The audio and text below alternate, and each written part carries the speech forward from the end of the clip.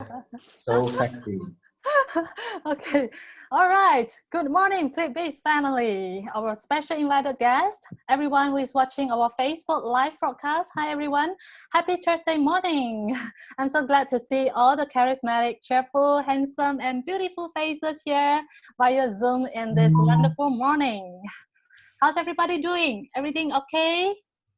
Good. Great. Wow, Great. fantastic. We can't wait to see each other on the 1st of May, right? Okay, anyhow, we are so blessed and lucky that we are a group of eagles who eager to learn even during these war historic times. Always believe that no matter how the world changes, the more you learn and share, the more you obtain and earn. I'm Isabelle, your host of today. It is my pleasure and I'm delighted to be invited to take part in Flip-Based online events. On behalf of the organizer, Flip-Based International Network business community, we would like to welcome each and every one of you for making your time to join us despite your busy schedule. Thank you, and for sure, you will gain something through the sharing and networking session today. Now, this is our agenda of today. Before we go to the agenda, allow me to introduce a little bit about the event of today. This event is powered by Flip-Based and co-organized by Blue Forest Happiness Center, supported by Lee and Partners and PIF Capital. And PIF Capital has signed MOU with Flip-Based to build community together. Now, to make this event more exciting, we have specially designed for you an interesting agenda. We have specially invited speakers to share on 3 strategies to fundraiser during crisis and legal aspects of the 3 strategies, followed by Q&A sessions and networking session. And of course, there are some exclusive prizes to be given away. As I mentioned just now, if you share to 3 groups or tag your friends, you will be entitled to get the will writing voucher, as well as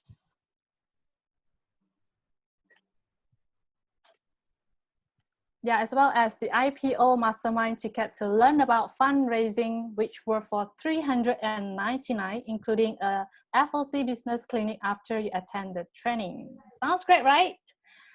Yep. So if you guys want to know, or if you guys want to share the Facebook Live, feel free to do so. And please refer to the pinned comment, and the winner names will be announced on the same day after the event via Flip-Based International Network Business Community Facebook page. So please remember to check it out later, yeah? Okay, to kick off the event of today, please join me to welcome Mr. Ho, the founder of Flip-Based. He has 25 years of experience in construction field and on his own contractor firm, Big Central Syndrome Berhad. The company will continue to expand its business into new market and invest in new technologies to benefit its clients. And today, I would like to invite him to share a little on the Chamber on Tap and to introduce you Flip-Based International Network Business Community. Please join me to welcome Mr. Ho. Hey. Hi, thank you, Belle, thank you. So good morning, everyone. Good morning. Let me share some of the slides. Okay, cool. Okay.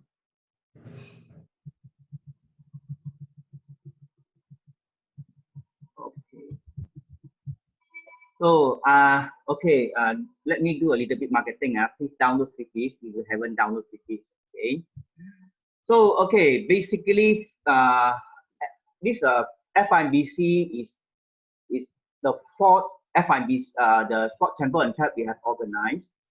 So it's actually meant together all the expertise come together in one event to actually empower all the members and allow all the visitors to actually gain information and knowledge in this event.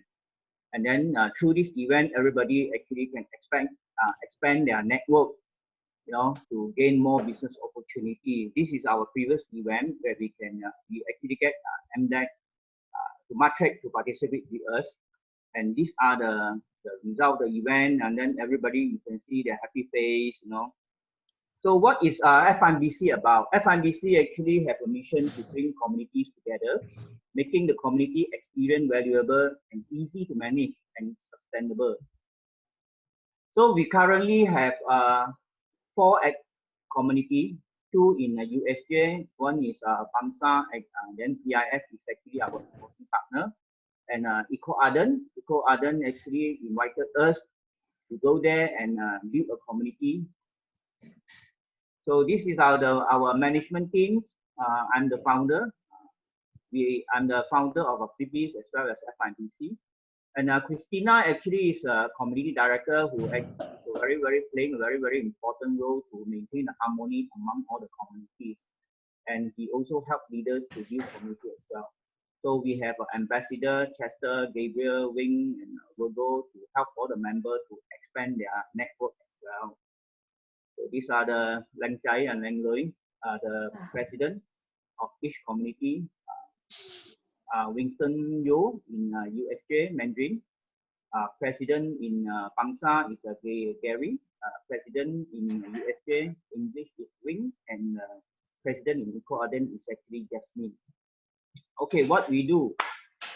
FNBC actually provide support to all the leaders to build community together, because we are familiar with the online solution, and then as well as the offline solution, and then it's easy for us to duplicate the community and as well the system. So the result that we want to bring in is actually cost and time effective for members and for the leaders. It's also an incubation for leaders and increase the successful rate to build community.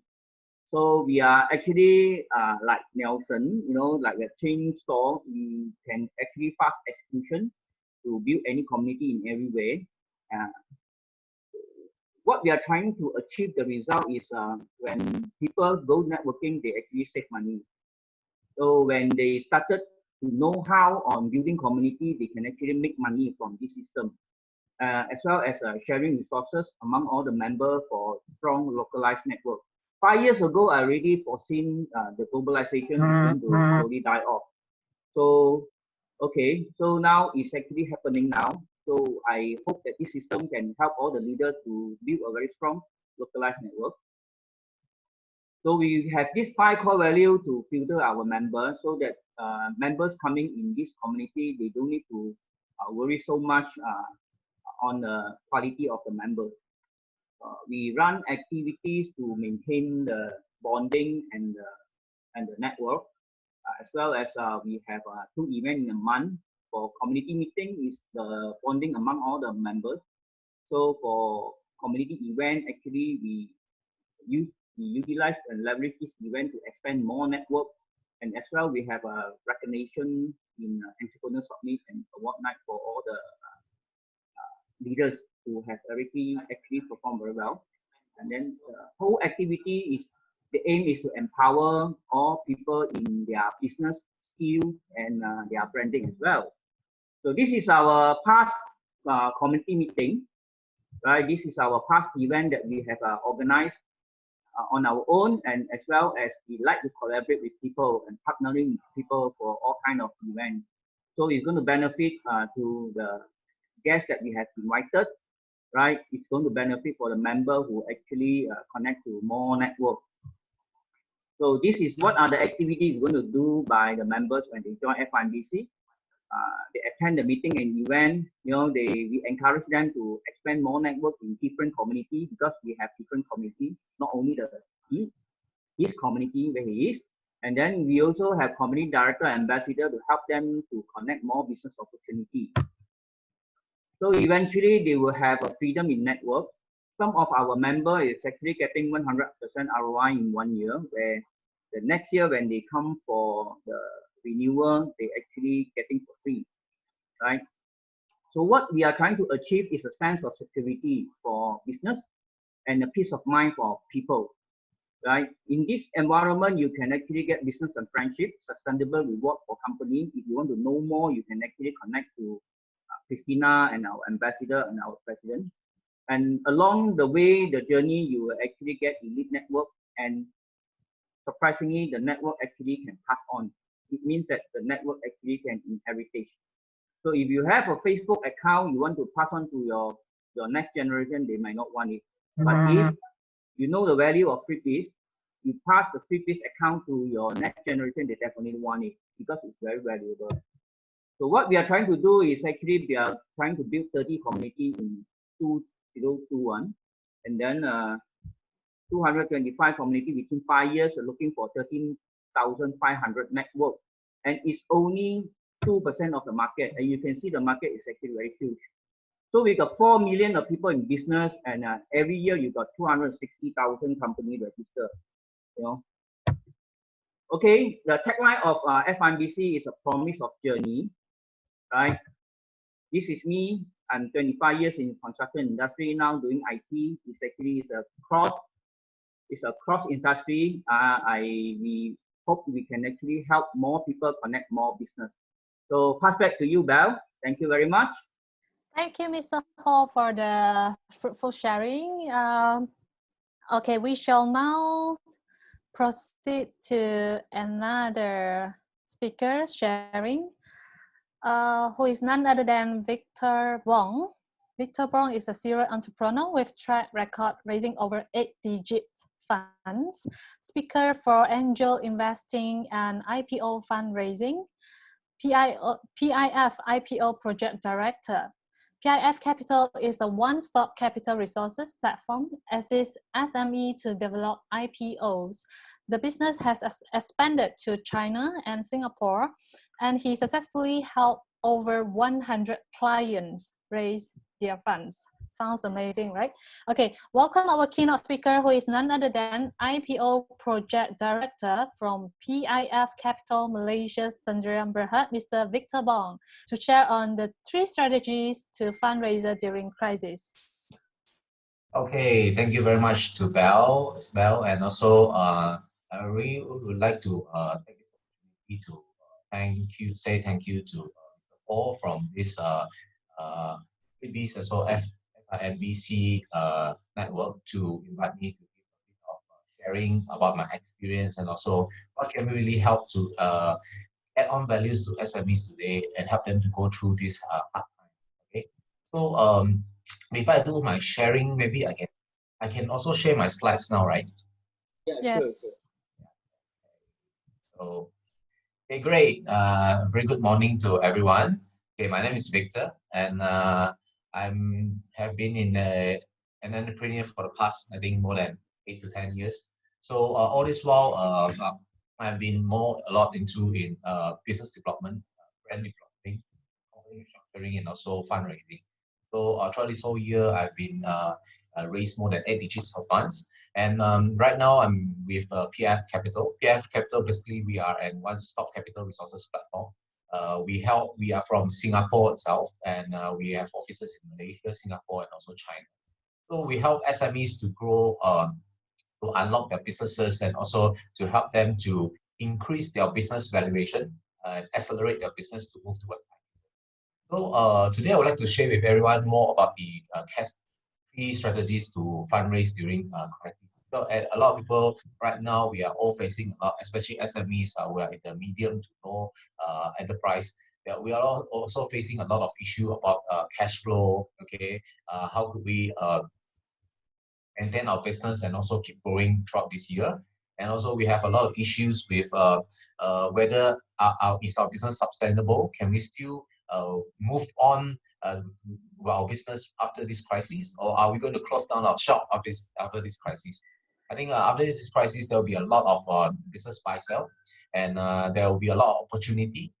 It's a transfer of wealth to different individuals, and I think if you're an entrepreneur, this is a very good old golden opportunity. You should move into the market and grab to become the market leader. Okay, so before I move forward, maybe I share a bit background of me. I've been in fundraising for the past 8 years, and I've been fundraised from bank platforms to governments to funds to listed companies to also different platforms. So I've done a lot of fundraising activities before, and also besides this, I've been featured in a lot of TV station, newspaper, in also events and also school.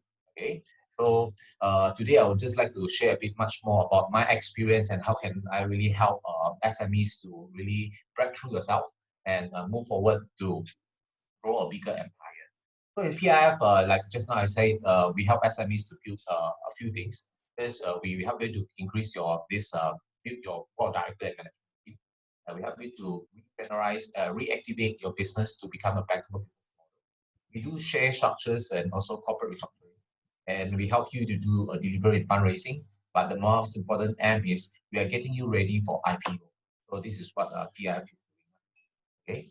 So a lot of people are asking me this question during this part time. Besides this SRF fund or do we get loans? They see a lot of people sharing that how you get loans, how do you get all these fund assistance from the government itself. But look, let's say fundraising, is there really any investor out there during crisis? I don't know whether all our friends in FIMDCs, do your friends start to do any fundraising during this period of time? Do you have any SME friends doing fundraising during this period of time? Anyone? Because a lot of people who do this fundraising right now, people say, oh my God, there's no such thing. I think don't investors to come out and invest right now. But I think the most important thing is during this period of time, it's stocks are no people are not going into stocks. People are not going much into properties. So there are a lot of cash in the market. So people are looking for business to buy and business to regrouping the profits into their group, go into a bigger picture. So if you are still thinking that whether there are investors in the market crisis, maybe I can share with you a few segments. See, during this crisis, this is from China press. You can see that this Li Ka-sheng's son and also some group in China, in Hong Kong itself, they are continuously putting up funds as large as 1,000. How much? As large as 800 over billions to do to acquire business and also buy in business, especially in this period of time. So even at this, you can see our neighborhood country, Singapore, the largest investment holding in Singapore, Temasek, is also doing fundraising for the past 2 weeks and has successfully raised near to 1.1 billion. So you can see that this is a very big signal that a lot of good investors, a lot of cash buyers, investors are still in the market. Whether are your business sexy enough for them to buy, or are your business valuable enough for them to buy? So it's a matter of, are you prepared before you go to meet? It's just like how you go and do apply loan. When you apply loan, if right now if this SRF fund coming out, you are not prepared before, you haven't done all your audit report, everything, then you are not able to entitle for it. So it's the same thing for fundraising, because right now fundraising, you are able to control your destiny, you are able to control your business. So it's the right time for you to relook into your business and how can you repackage your business to sell it to your investors. Okay, so you can see that Temasek is doing fundraising, and it's just published at the 10th of April, and it raised 1.1 B over the 2 weeks time. So what have you done in the past 2 weeks? Have you really bring in cash flow to your company? Or are you still thinking like, what should you do after this MCO? Okay, so you see big companies are moving like this, and you see even small companies, SMEs. Okay, like Gojek. Gojek is one of the biggest player fighting competition with Grab. All the past or last month itself, during this March, they have successfully raised 1.2 billion. Okay, and investors are showing confidence for, although this economy slide down, they are also showing a very confident level towards Gojek to go into the market, to assist and also to issue the market issues. So these are things that a lot of big companies or small companies, SMEs, are moving forward. If you think that this time, during this period of time, you cannot move forward, your business is stagnant, So what should you do is actually you should look into your company itself. Can you grow off? Can you move on forward without waiting for the bank to help you, to give you funds? Can you start to sell your equity? Can you do equity financing instead of debt financing? So in PIF, we encourage a lot of equity financings to help you to ease your financing. So today, if you are an entrepreneur, you wanted to move forward to grow your business, learning to be this is still not stable. Voice suddenly cut out. Okay, can you guys hear me? Sorry. Yes, yes. Okay. Uh, Yes, everything is okay? So I yes, shall continue from here. yes. Okay. Basically, I would like to have more interaction with all of you. At least I know what are your concerns and what are things that you would like to know more. You can also communicate with me through the group chat, and you can just type in your concern and your question. Maybe throughout this whole sharing, I will also touch more onto what industry is and how can you fundraise through your industry. Okay. So I'll continue from here, and you can see that you don't really wait until your investors to knock on your door. You prepare yourself and you go passively out there to hunt for your investors. This is the hunting season.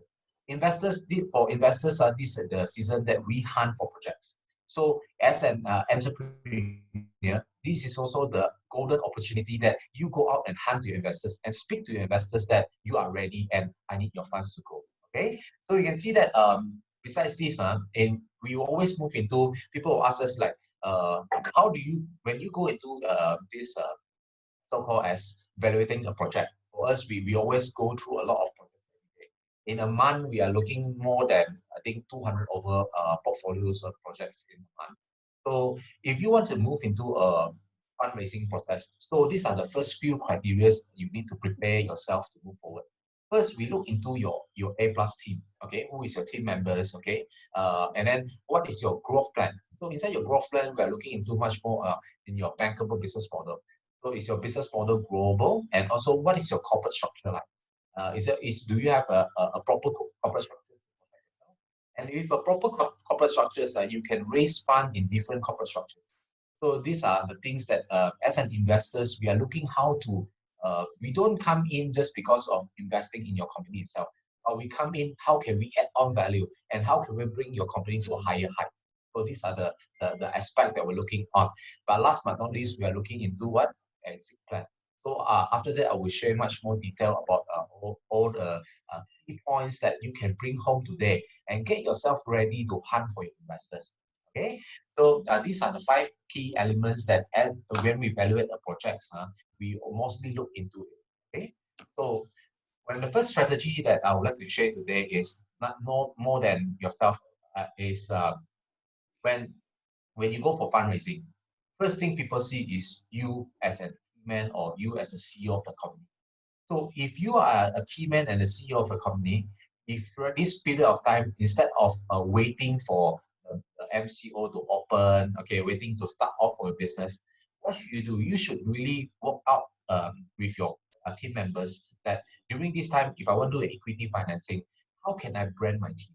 Okay, you can see that a lot of CEO, I think we should learn how to brand a team from our fellow friend here, Mr. Nelson. Is a very good key player in branding himself. I think that's one thing very good, especially for fundraising. You need to be himself. You need to go out to the market and shout to people that who are you representing. Okay, so first thing we'll look into how do you brand your team. So can we have an interaction on this one? I would like to know more of you, right? I say most of the time, are you more to a CEO person, or you mostly brand yourself as a CEO, or you mostly brand your company as a team?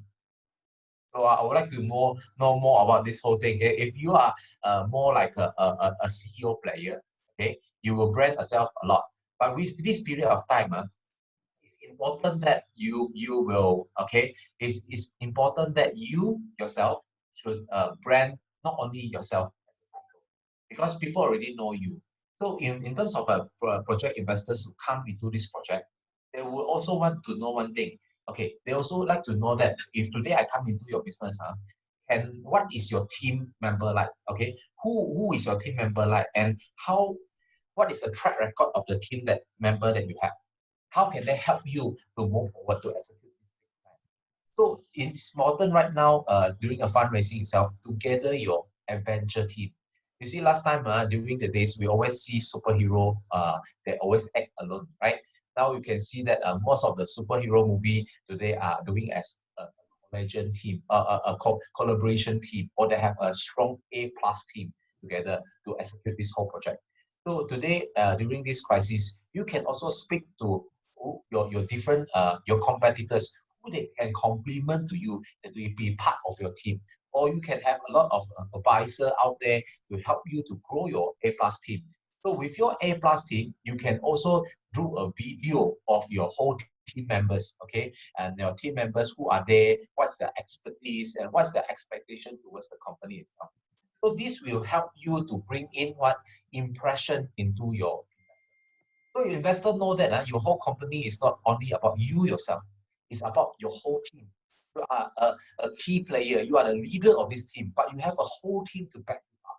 So it's important today that you brand your team and not only yourself, but people will know that you are a guy with a lot of experience and you have a strong team to help you deliver your KPI and also your dream. Okay, so next you can see that in Alibaba Group, this is an example. Let's show everyone. In Alibaba Group, you can see that it has a very good lineup of expertise. During when Jack Ma go to do fundraising back in many years' time, right? When how he can, there's a story about Jack Ma using 7 minutes. He get the SoftBank to invest them 20 million. So this amount, this story has been a very inspiring story. So at that time, Jack Ma does not have anything, but he has a very key strong player. That is who? This one we call him the Chai Chong-sing, Mr. Chai. He is also one of the rich billionaire in China today. Okay, so Mr. Chai has a very good background in the investment firm, and he has been in the Silicon Valley for the past more than I think 20 years in US itself, and he has a very strong track record in building valuable companies to grow. So with Jack Ma, with these people on the team itself, it brings confidence level to the investors that this if I put in money to this typical company, I would have a expectation of a higher delivery of success rate. Okay, so today if you have good team members in your company itself, you look to help them to do a branding also. Make a video at this period of time and show that your company has very valuable potential key players in your company. So this will also attract investors. And also another thing is also the track record that you have done. Okay, what has your team together executed throughout this year? What is the track record you have grown? These are the things that investors would like to see what you are today and where will you go in the future. Okay, how about let's look into this very hot news that came up last in the 7th of April.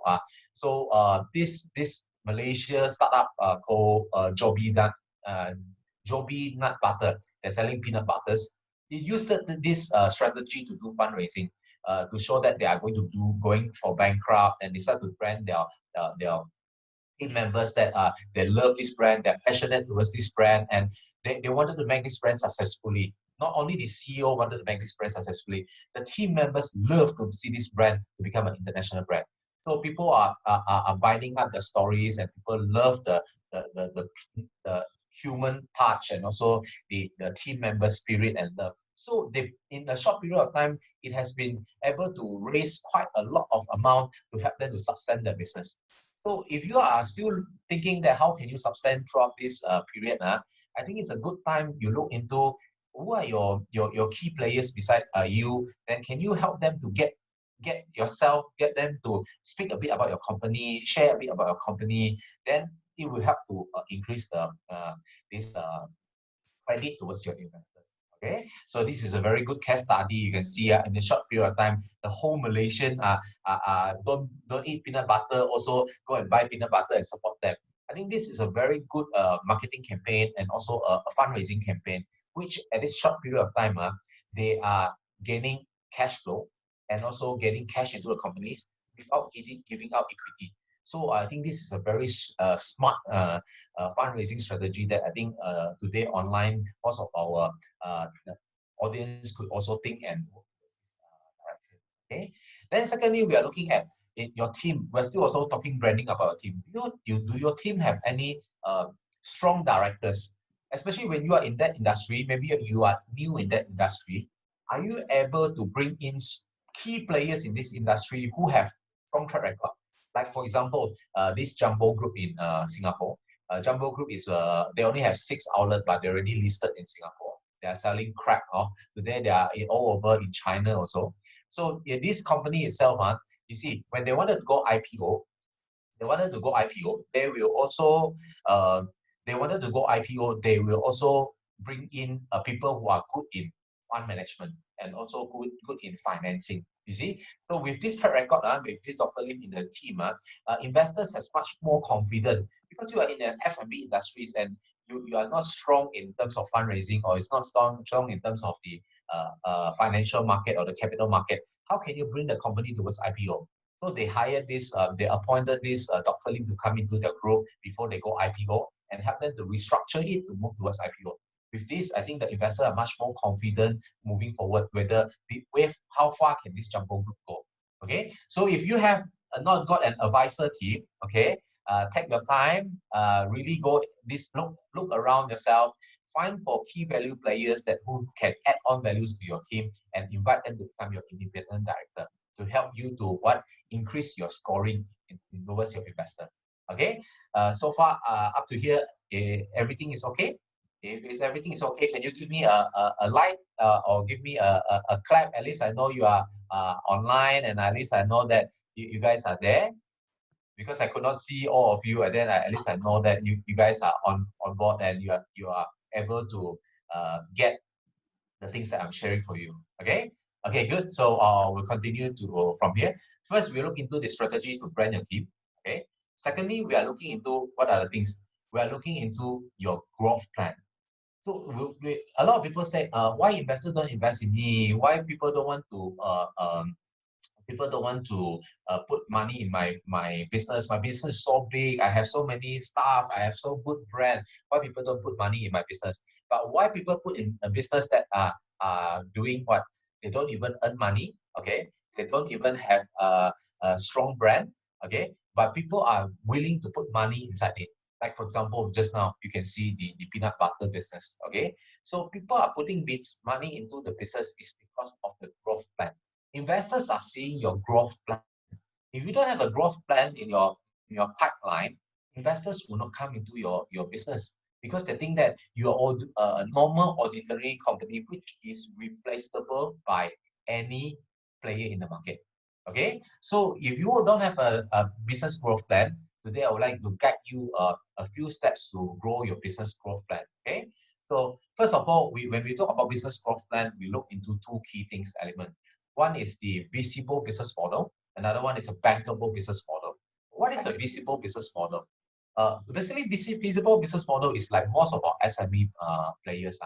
This visible business model is you have a business which is profitable, okay, but your business is not duplicatable. That means, or it's not expandable, or it's not scalable. It's like, for example, you are doing a char kway teow business like this here. I remember when I was in past back, I was in the F&B industry. Okay, I'm still in the F&B industry also. Okay, and they are basically owner who sell char kway teow for the past 60 years. Every day, they have been doing about cash coming in around 10, I think 5 figures a day. So this uncle was telling me, can you help me to, since you're in the F&B industry, can you help me to take over the business and grow it? Okay, and then I was thinking that because this uncle has been working this business for past 40 years, and he said, can you take over and help me to grow? I did not go in and take over. The main issue is because, first of all, I think this business is not it's not a bankable business model. It's only a feasible business model, which is profitable, but it's not expandable. So if you are a profit business only, investors will come in with a very short amount.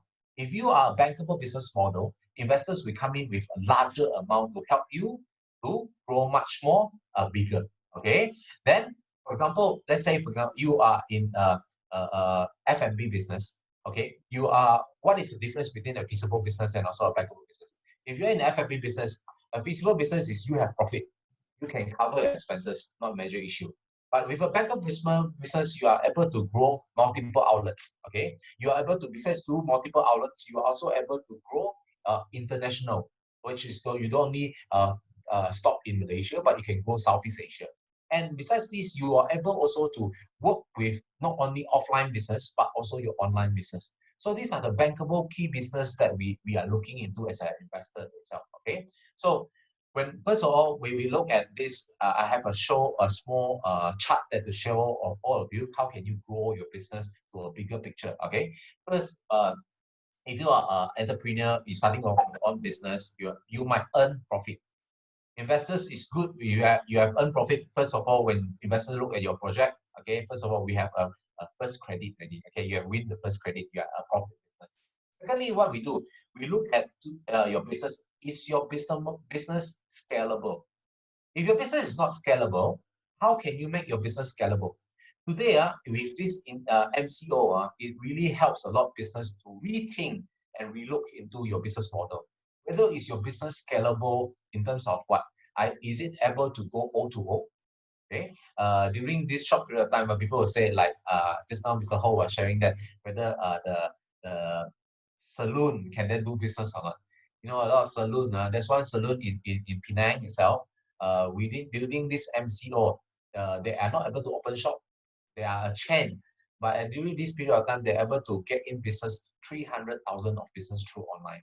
This is how they move their business model not only onto the offline model, but also to scale their services and also to scale their product to the online distribution channel. So over here, last time, back in those years, investors will only look at your supply chain offline. Okay, but today, investors will also look into, do you have an online distribution channel? And if that's in impact in terms of the environment impact, are you still able to survive? So if this period of time, during this crisis, you are able to attract small investors or also a bunch of investors, this will be a very good credibility for you to build your next fundraising roadmap. Fundraising is not about building one time. Fundraising is about building the momentum and growth throughout your whole entrepreneur journey. Okay, so we'll look into the second one is we will build we'll first look into your business. Can you do scalable? If not, you should think about today, how do you scale your business? And when you scale your business, you are not earning only your profit, but also you are going through another income stream, which you call as your supply chain. Okay, from there, we are moving to a third phase. This is the third phase where we shifted from your business can shift from a chain store and you can shift to a platform. Okay, this is a valuable business strategy where you can not only get a profitability from your supply chain, your own daily cash flow, but you also can get data technology.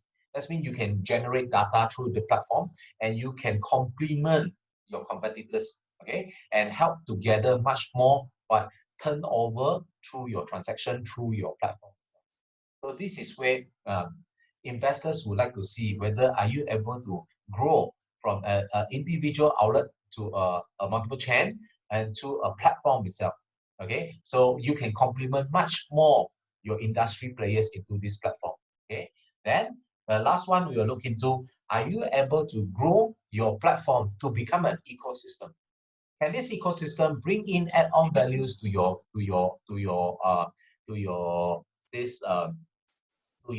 industry, and can they help each other? And this transaction, can it go around within this ecosystem?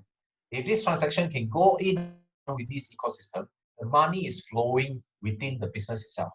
Then you are building an empire itself. Okay, so if you are still thinking whether my business is still an old school business, can I grow during this period of time, and will I get eliminated? If you don't change and if you don't grow like this, I think you will be very fast. You will be eliminated in the market already. Okay, so this is a very short explanation about how the business grows. Because of time issue today, I'll start to move much more faster, and in future, you can always come to our class and or come to our platform to understand much more how do you scale your business and how do you grow your business to a level. Okay, let's see the example. For example, you see Grab, when they're in the first phase of their business, they are doing much more to we so-called as the logistic issue, logistic taxi. It helps to deliver people from one point to one point. Okay, then they slowly to grow. They slowly grow, not only delivering people from one point to one point. They start to deliver goods, food. They start to take over Uber Eats and deliver food from one point to one point, and they start to deliver products. Okay, with this Grab Express. Then they start to grow into, when they have a huge database, they are growing into a platform where they can use their data to generate, to provide you with finance. They know with your transaction, they're able to provide you with financing. So now Grab is also providing loan to SMEs. If you have some issue with a loan, you can also look for Grab financing. Okay. Then last but not least, when they have the full ecosystem done, they are starting to invest in business. So Grab also come out with the new platform called the Grab Ventures. So they are starting to invest into SMEs, potential SMEs, to fulfill the ecosystem, to get the transaction to roll within your business empire itself. So these are the phase of business growth. I think as an entrepreneur, we should really understand what are the growth of our industries, what are the growth of our business itself. Can we bring it to the higher level? Okay, I think this is the thing that we should really look into it, and also how can we move much more faster, especially during MCO period of time. Okay, so with this, I would like to move on with the third strategy. Okay, with this third strategy is the most important strategy among all of these two. A lot of investors who come into a business, they are very worried because why? Entrepreneurs are born with patience towards the business, but they never think about the exit plan of the business. I am an entrepreneur myself, and I really went through all this. I have full passion with my business, but I never think about the exit plan. So when I don't have an exit plan, I can bring in investors, but I could not let my investors exit.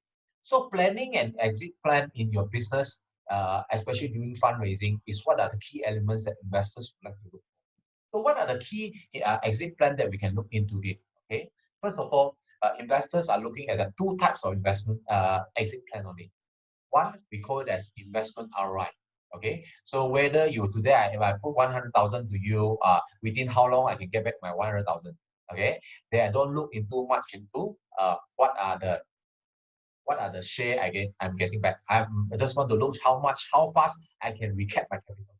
Okay, these are called investment ROI. I think the investment ROI, a lot of entrepreneurs on board here, you are able to already come ROI. You are much more clearer that how can you provide a better ROI to your investor. But today I would like to touch more about how can you maximize your ROI and how can you give your investor a better exit plan through IPO.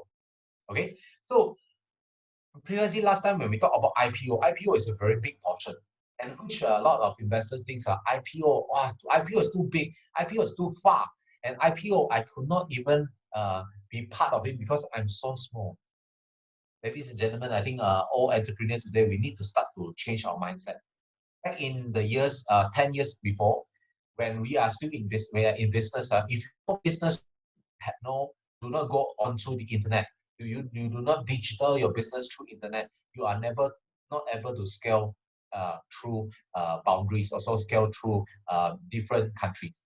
But today, if your company do not have able to do fundraising through equity financing, you are not able to grow very fast.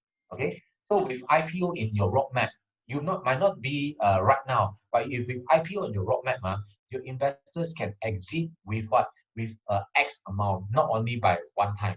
So the money they invest in you within a short period of time of 5 years, that they are able to get back 5 times minimum for their IPO itself.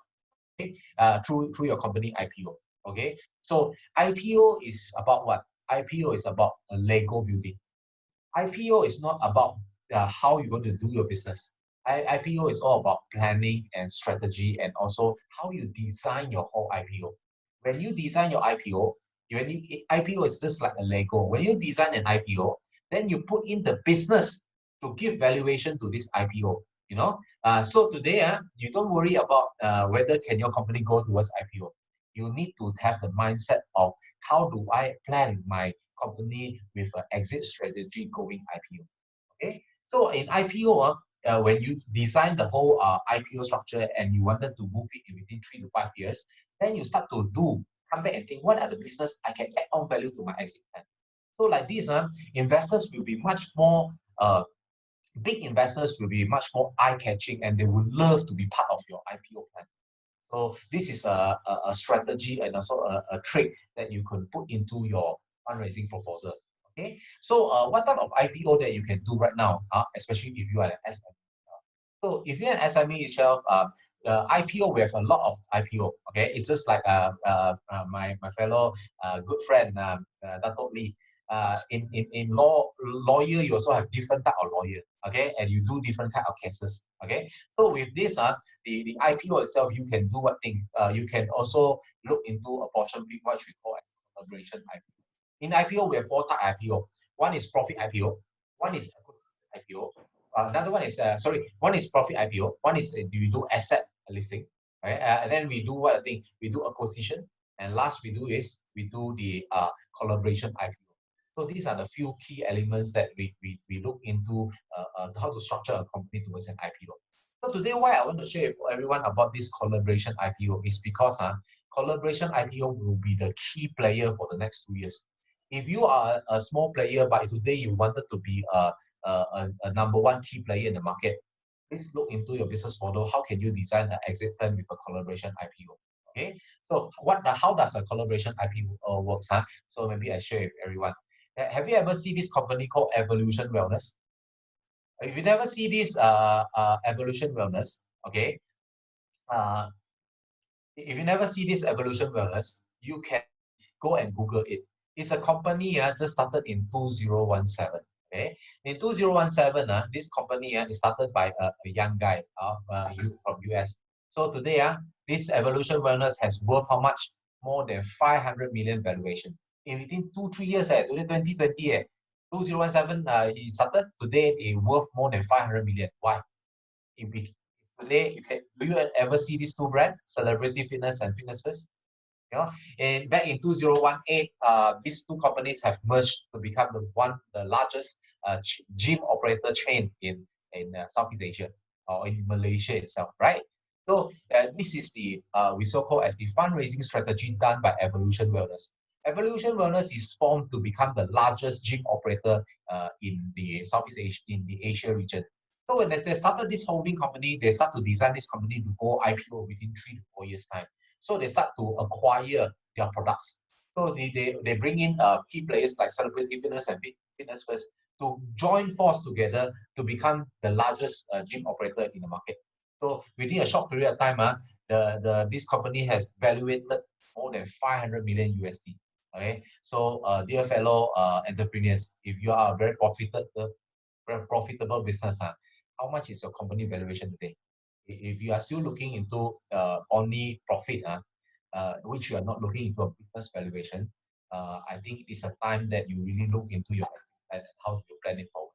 Okay, so you also can see that in this period of time, they not only grow by 2 brands, they also have Chi Fitness acquire Chi Fitness under their portfolio, and then they have another few more gym under their portfolio. Today, they have more than 170 properties across 6 countries with 1 million of gym users. So this is how a company do when they go fundraising, and how they design their growth and how they design the exit plan to raise money from the capital market and raise money from the investor itself. With this type of proposal, a new company only, they are able to raise so much fund. Last year, in end of 2019, they are targeting to raise 1 billion USD to acquire more gym network under their roof itself. So this is a very strong business proposal, which at the end, when they have all the gym under them, they are able to get the data information from every gym member, your health, your health, your physical, your mental data, which they can generate product to become monetization. So these are the growth plan and exit plan that you should plan in your business itself. Okay, so this evolution wellness is a very good storyboard which you could really study that. If today you are just a small player, you might be this small player go fit, but if today you are the owner of evolution wellness, you also can bring in giant. You just need to have the right growth story and the right exit plan. Then investors will help you to fulfill this whole journey. Okay, so next, how do we achieve an IPO? First, we will do, how do we achieve a collaboration IPO? First, we will share an IPO first. We have shared the idea of having a holding company together. Okay, even you see, last time you do a collaboration IPO like this, this Celebrity Fitness and Fitness First are separate management team and separate operation. So even you combine together to do IPO, your team or your brands can still do individual operation, individual operation, which does not affect your team merging together. Okay, this is another key things that you can do, especially when you do collaboration IPO. Okay, then you can see that first we will share an IPO first. We will share the IPO together. Then we'll move on. We will share the resources. Once we share the IPO together, we are able to stream this brand or this story to an investor to pump in money. When they pump in money, I can push it down to all my subsidiary companies to expand their business. When we expand our business, we can share resources. It's like Celebrity Fitness, they are sharing their resources. Why? They are sharing their gym members, they're sharing their gym facilities. Let's say, for example, today, my gym in Celebrity Fitness, this one, I do not need this equipment. I can send to Fitness First. Then Fitness First can use this equipment to open new outlet. Okay, so these are sharing resources. This is where we unlock business potential. Okay, that way you can attract much more transaction within the business itself. Okay, then we share. Step 3, what we share? We share customers.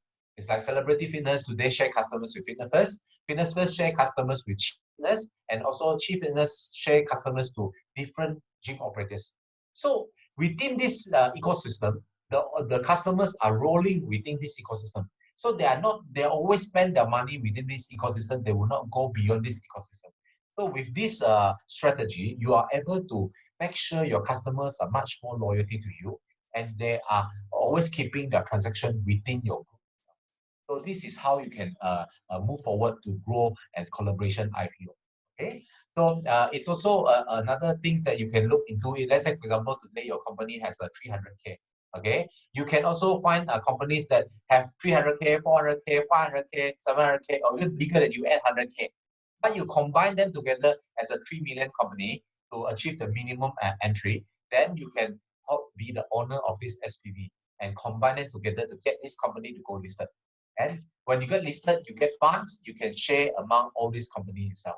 So this is a strategy, exit strategy that you can do for your industry. Today, you can see a lot of industries are getting together. Banks are getting together. Okay, property companies are also getting together. Okay, players in the market are getting together. Logistics companies are moving on together. So internet companies are also merging. Even telco, you see that DG and this Celcom, there are news that they're going to merge, right? So these are the strategies that big companies are using. And SMEs, we also copy. We do not. In this world, we don't know how to do R&D. We always do what? We do research and copy, R&C, research and copy. Then from research and copy, we move towards what? C to C, collaboration to competition to collaboration. So these are the exit strategy that you can plan to attract your investor itself.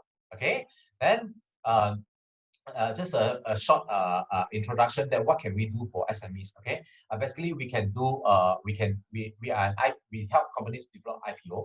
We can help you to strategize IPO plan and also strategize this IPO exit plan.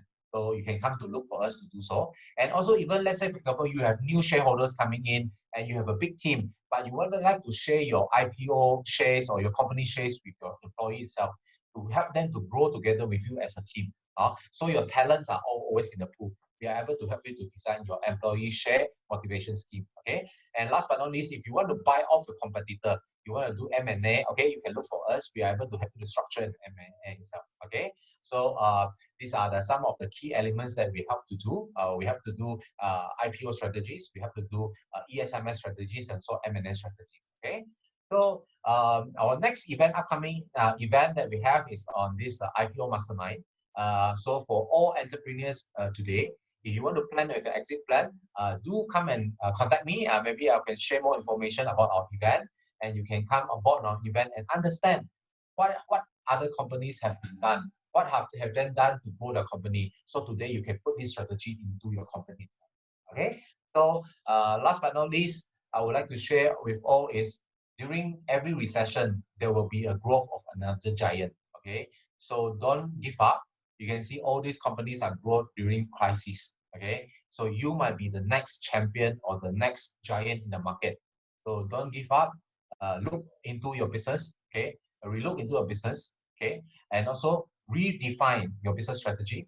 And last, look for an exit plan. Okay. And last but not least, I would like to share my contact. You can also you can scan here and you can get my contacts through here. And also you can log into my Facebook account. Then I will share every day. I will share much more a lot onto the how do you do fundraising, how do you increase your company valuation, and how you do share structures. Okay, you can also get more information from there. And also visit our PIF Capital website. We have a lot of information to help SMEs to grow to become an future IPO company. So my sharing will be end today. So okay, I'll share my, if you have more questions, you can put it in the Q&A. Then later I will try to answer you one by one. If not, you can also contact me yourself. This is my number and also my email address. Then from there, we can see how can we evaluate and help you through your fundraising and help you to raise much more. Okay, thank you very much. I'll pass the time back to our host for the day, Isabel. Thank you, Victor. Yeah, thanks. Guys, if you would like to reach Victor, please feel free to snap a photo of this his contact. Yep. All right. Now, before we go to our next speaker, I would like to remind all of you, who haven't downloaded FlipBiz apps from Play Store or Apple Store, you may feel free to do so. It is a business app for business search, an online business application with offline resources, a business networking platform aims to empower entrepreneurship.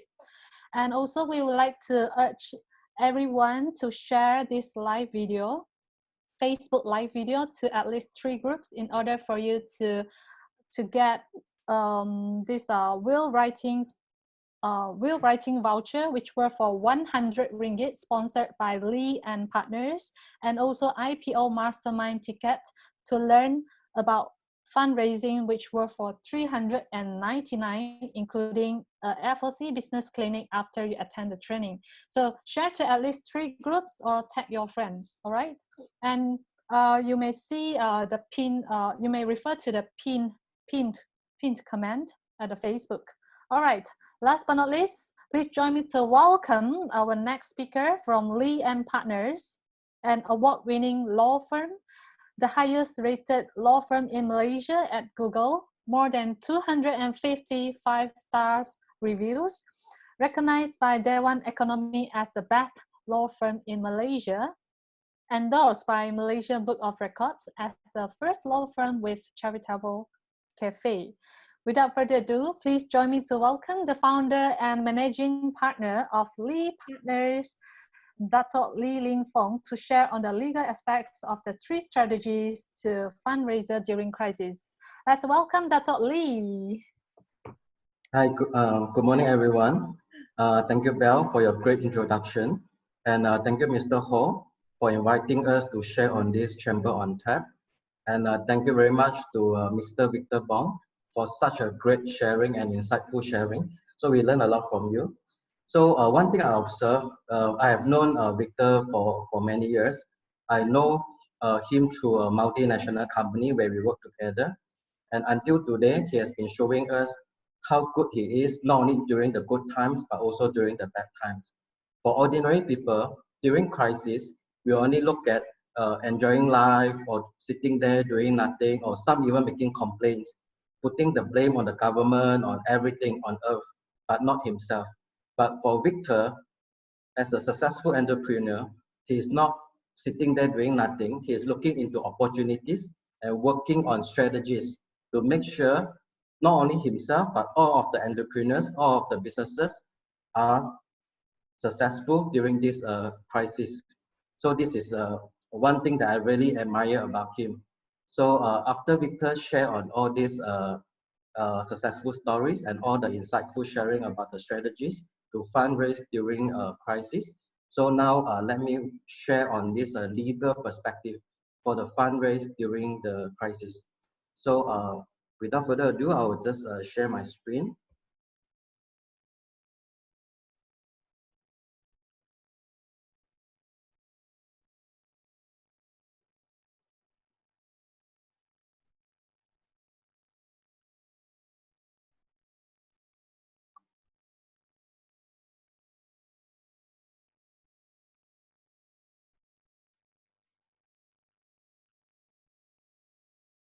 Okay, this is our law firm, Lee and Partners. So this is our office, Wisma Lee and Partners in Damansara Perdana, PJ. So as mentioned by Bell, we are the highest rated law firm in Malaysia. You can check in Google. We have 255 stars reviews. So Dewan Economy also recognized us as the best law firm in Malaysia. As a brief introduction, Dewan Economy is the only official business magazine by the government. So no advertisement, no sponsor accepted. So this is a very convincing magazine. And Malaysia Board of Record also endorsed us as the first law firm with charitable cafe in Malaysia. So this is me.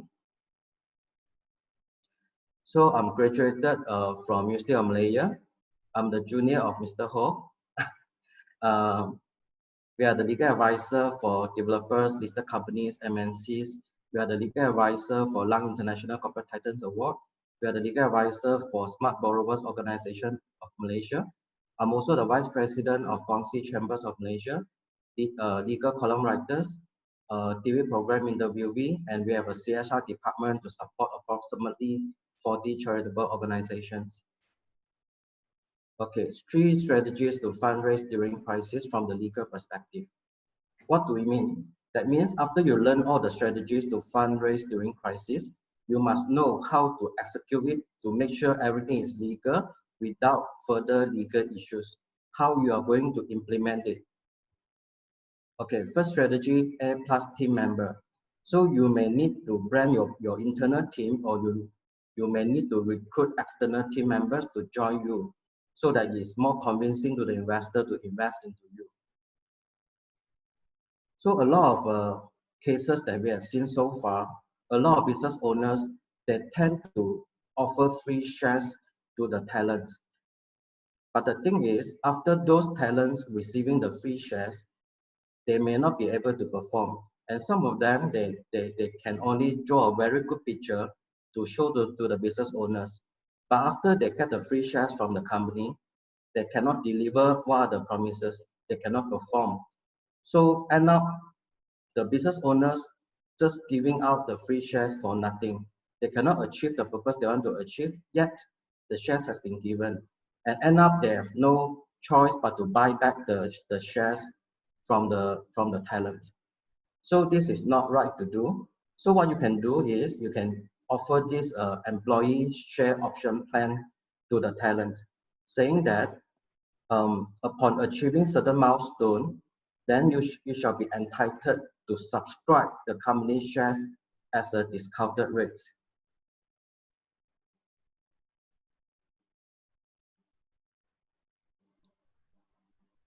Okay, so another way would be you can give the shares right away, but you must get the employee to sign on an agreement saying that if he cannot fulfill the milestone or the KPI within certain period of time, he must resign and must transfer back the shares to you as the business owners. So this is very important. We have seen a lot of cases where our clients, they just offer free shares to those so-called A+ team members, but end up they cannot perform and they cannot take back the shares. Then it's really, really a painful experience for them. So take note of that. Then secondly,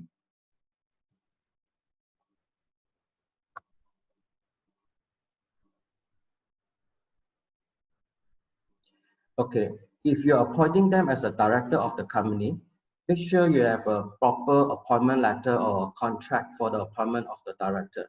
So this letter or contract, make sure you spell out clearly what are their duties and obligations. And it's best to have the certain KPIs or certain milestone to be stated clearly in the appointment letter or the contract, so that upon fulfilling of the obligations and duties, they shall be entitled to whatever remuneration scheme they are entitled to. But failing which, they shall resign without any compensation from you. So this is very important, so that later on you won't be sued by those directors or those A plus members. Okay, second strategy, growth plan. So as mentioned by Victor, so we must make sure that we have a very good business model, a good bankable business model, which can be scalable and can be a very growth plan. So how we do that? As we can observe from the market, so now the most expandable business in town, I would believe, would be bubble tea. If you really observe and study the business model, it's all through licensing model. So those days, people tend to go for franchise. But franchise, you need 3 years, not only establishment, but also operation. You need 3 years auditor accounts before you can apply to the Malaysian Franchise Association to be a licensed franchisor. But nowadays, people want fast track, people want fast money, fast business, fast growth. So nowadays, we work more on the licensing model, where you don't need to have 3 years establishment.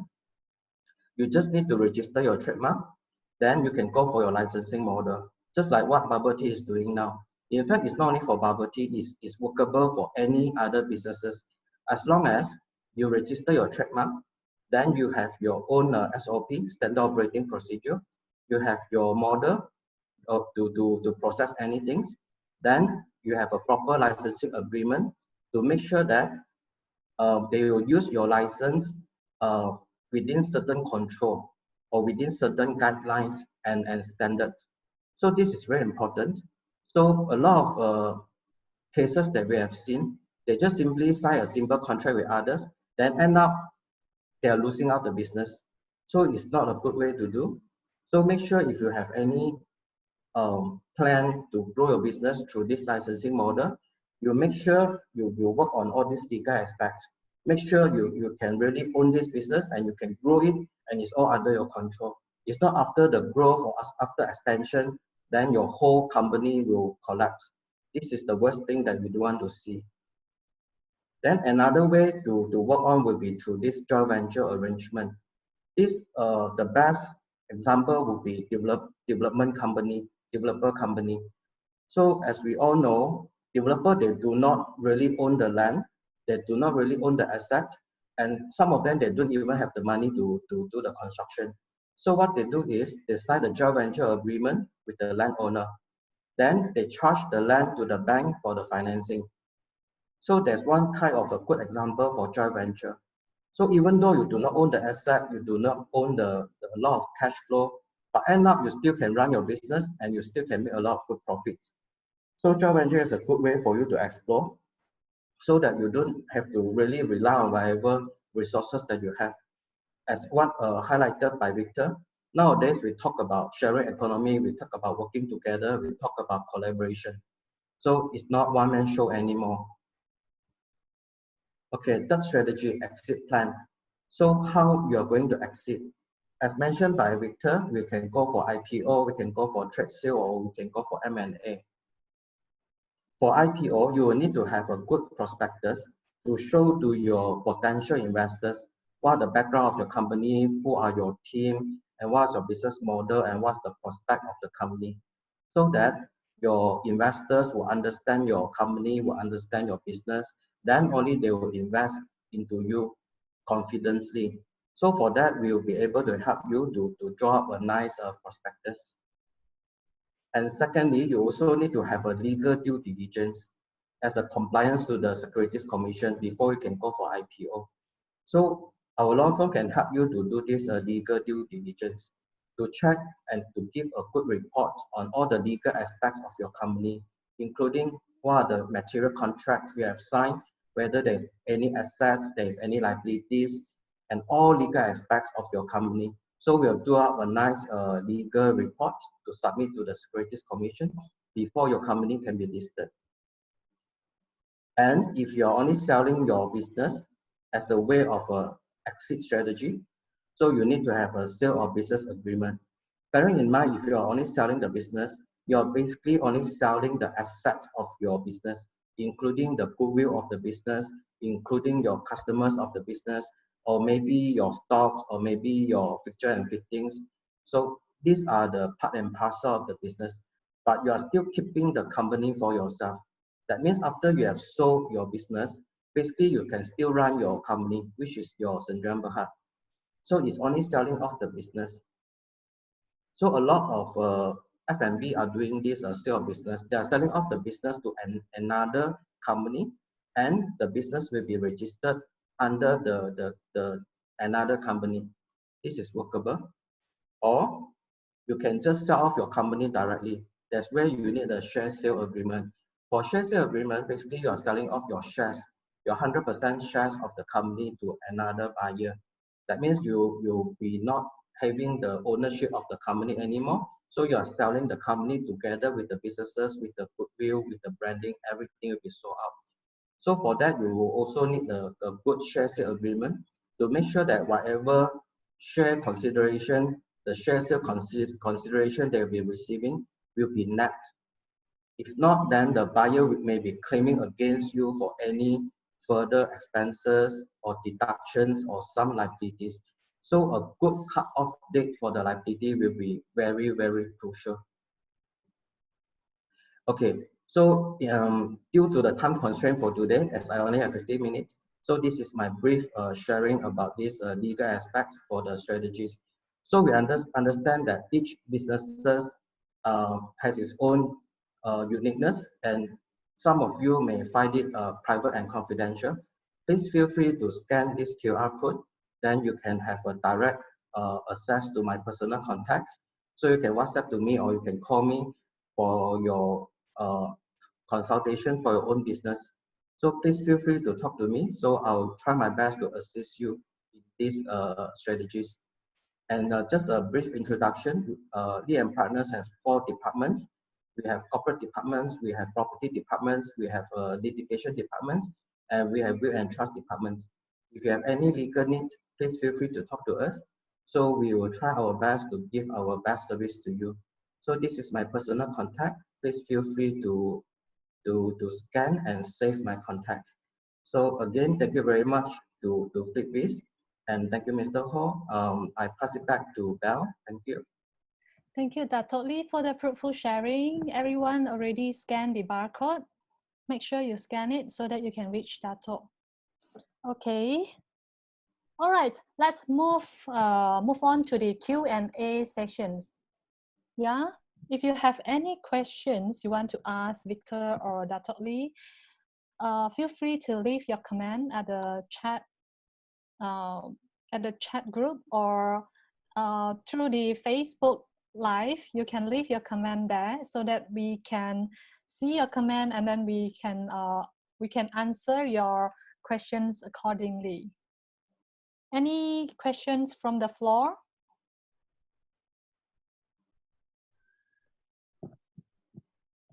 Or our invited guests? You guys have any questions want to ask Victor or Dato' Lee? This is a good chance for you to get to know more about the legal Yes, aspects for the three I have strategies. questions to ask Dato' Lee. Okay. Yeah, just now, Dato', you mentioned about agreement for sell the business but still remain the owner of the company. Can you more elaborate on this? Okay, sale of business normally is more workable to, for example, F&B businesses. For F&B businesses, you may have your renovations, you may have your furnitures, you may have your POS system, you have your customer database, you have your maybe your online systems, your food ordering systems. So you have your brand names. So all these are considered part and parcel of a business. So some company, when they are taking over F&B, They only want to take over the assets of the business. Maybe because they do not want to have any liabilities. They don't want to assume any liabilities of the company. For example, this F&B business is owned by ABC Sdn Bhd. They own this business, maybe called Chocolate Crepe. So we have one friend here for vanilla crepe. So this is selling chocolate crepe. So he's selling off the business to, let's say, XYZ Sdn Bhd. So XYZ Sdn Bhd, after they check on the company, if they feel that the company is clean of any liabilities, they may be taking over ABC Sdn Bhd. They may be taking over the shares of the company. But for certain cases, they are not sure whether ABC Sdn Bhd has any borrowing, unknown borrowing, or any unknown liabilities, or any unknown material contracts, which they don't feel comfortable to take over the company. So end up, they may be only taking over the business of the company. So meaning they're only taking over the tangible asset or intangible asset of the business. So they will do up a business sale agreement. So instead of taking over the shares of the company, they're only buying the business of the company. Thank you, Tato. Is it also apply to any like tuition center, training center, and I mean, yes, it's possible. F&B, right? Yeah, it's possible. Some they may be taking over an education center, a tuition center, some training centers, any kind of businesses, as long as the buyer, they do not feel comfortable to take over the shares of the company. They do not want to assume any potential liability or hidden liability. So they will just take over the business of the company. But if you are taking over the company for the sake of going for IPO, it's always good to take over the shares of the company, just like what Victor just shared with us. So if you are taking over the shares of the company, you are making the company as your subsidiary. It helps you to add up your total business revenue of the company and maybe your profit of the company. Then it helps in the IPO process. Thank you, Tato. Maybe I can add a bit from what Tato shares just now. Sure. Okay, normally in restructuring or IPO, we normally, like what Tato says, is quite true. We want to take over the business, but we don't want to take over the asset, or we don't want to take over the liability. So normally during these type of cases, during fundraising structure, we might restructure the company to a new company itself, to pump in the business itself. So a lot of time during fundraising, it's not the issue of the investor. It's because of the entrepreneur itself. They does not do the right legal way. Like what Tato Lee says is very true. If you do the legal way very well, and also first thing we look into restructuring. When you restructuring, you must have a firewall to continue to protect your company and your interest. Secondly, we look into the internal, which is the legal part. Where do you have the right agreement done? Let's say, for example, shareholder agreement.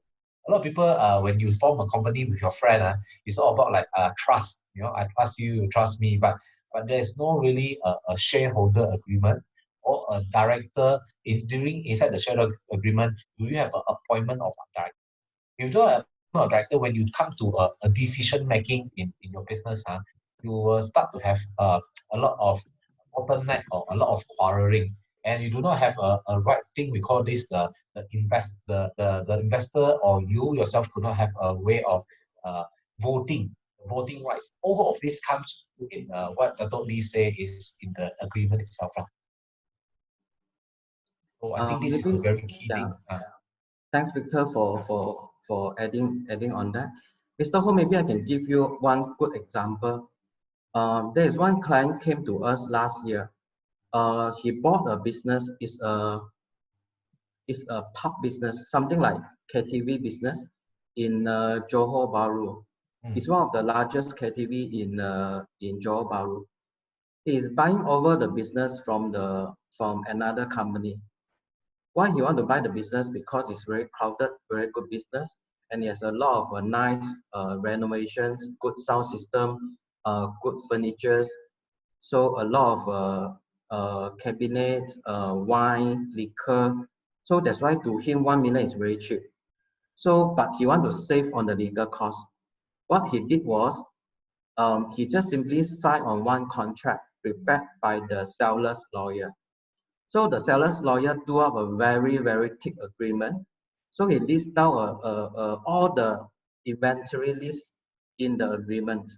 So he can see, okay, how many units of aircon, how many chillers, how many refrigerators, how many sofas, how many tables, a long list of the assets, a long list of inventory. So he happily check on the list, tick, tick, tick, tick, tick. Okay, he signed. Then make the deposit. Then few months down the line, then the vendor keep chasing him for the money. Then when he's trying to make money to do that, then he feels something fishy. Then he came to us to study the contract for him. Then one thing we realized, even though the agreement is very thick and with a very long list of inventory, but in the clause itself, it says the sale of business shall be exclusive of the inventory list. You see how interesting it is? So they're selling the business at 1 million, but excluding all the items in the premise. Then what you pay the 1 million for? This is really a classic example, really a classic example. So I think he made a scam. seriously, then only after he checked, then only he realized this is not the first time this seller is doing this thing. He has been doing this repeatedly against few purchases. So now it's in the court process. So it's a very interesting case for the case sharing purpose. So just give a thinker to everyone. Do not take it easily. So must make sure everything is vetted through and make sure everything is really checked before you sign. This one I have to, I mean, it's a learning process for entrepreneurs. Because like myself, I mean, I've been gone through for 7 court cases. That's why we study agreement very, very careful, right? So those people had never gone through this kind of process, they will take it lightly. I believe they will, you know, it's a learning process. I think Weng got questions to ask, right, Weng?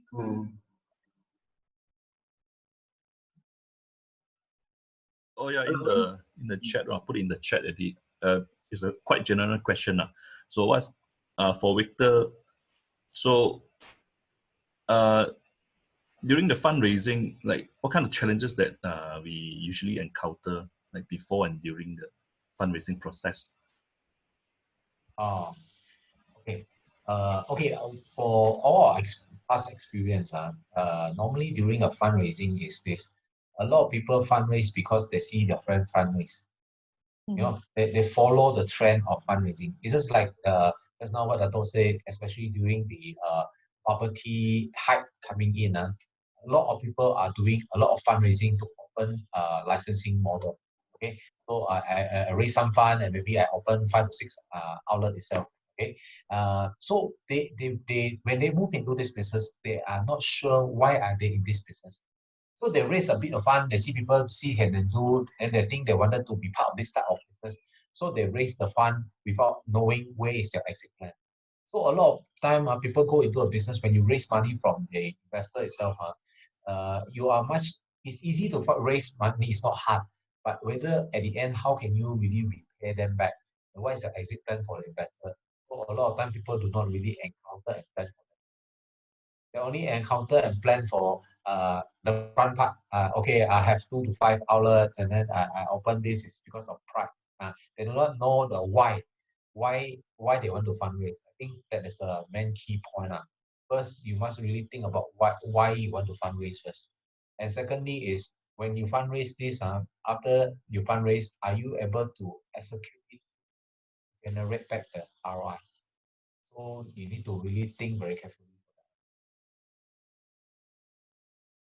Okay, thank you, Victor and Dato' Lee for the great answer. And we have a question here from Ashraf.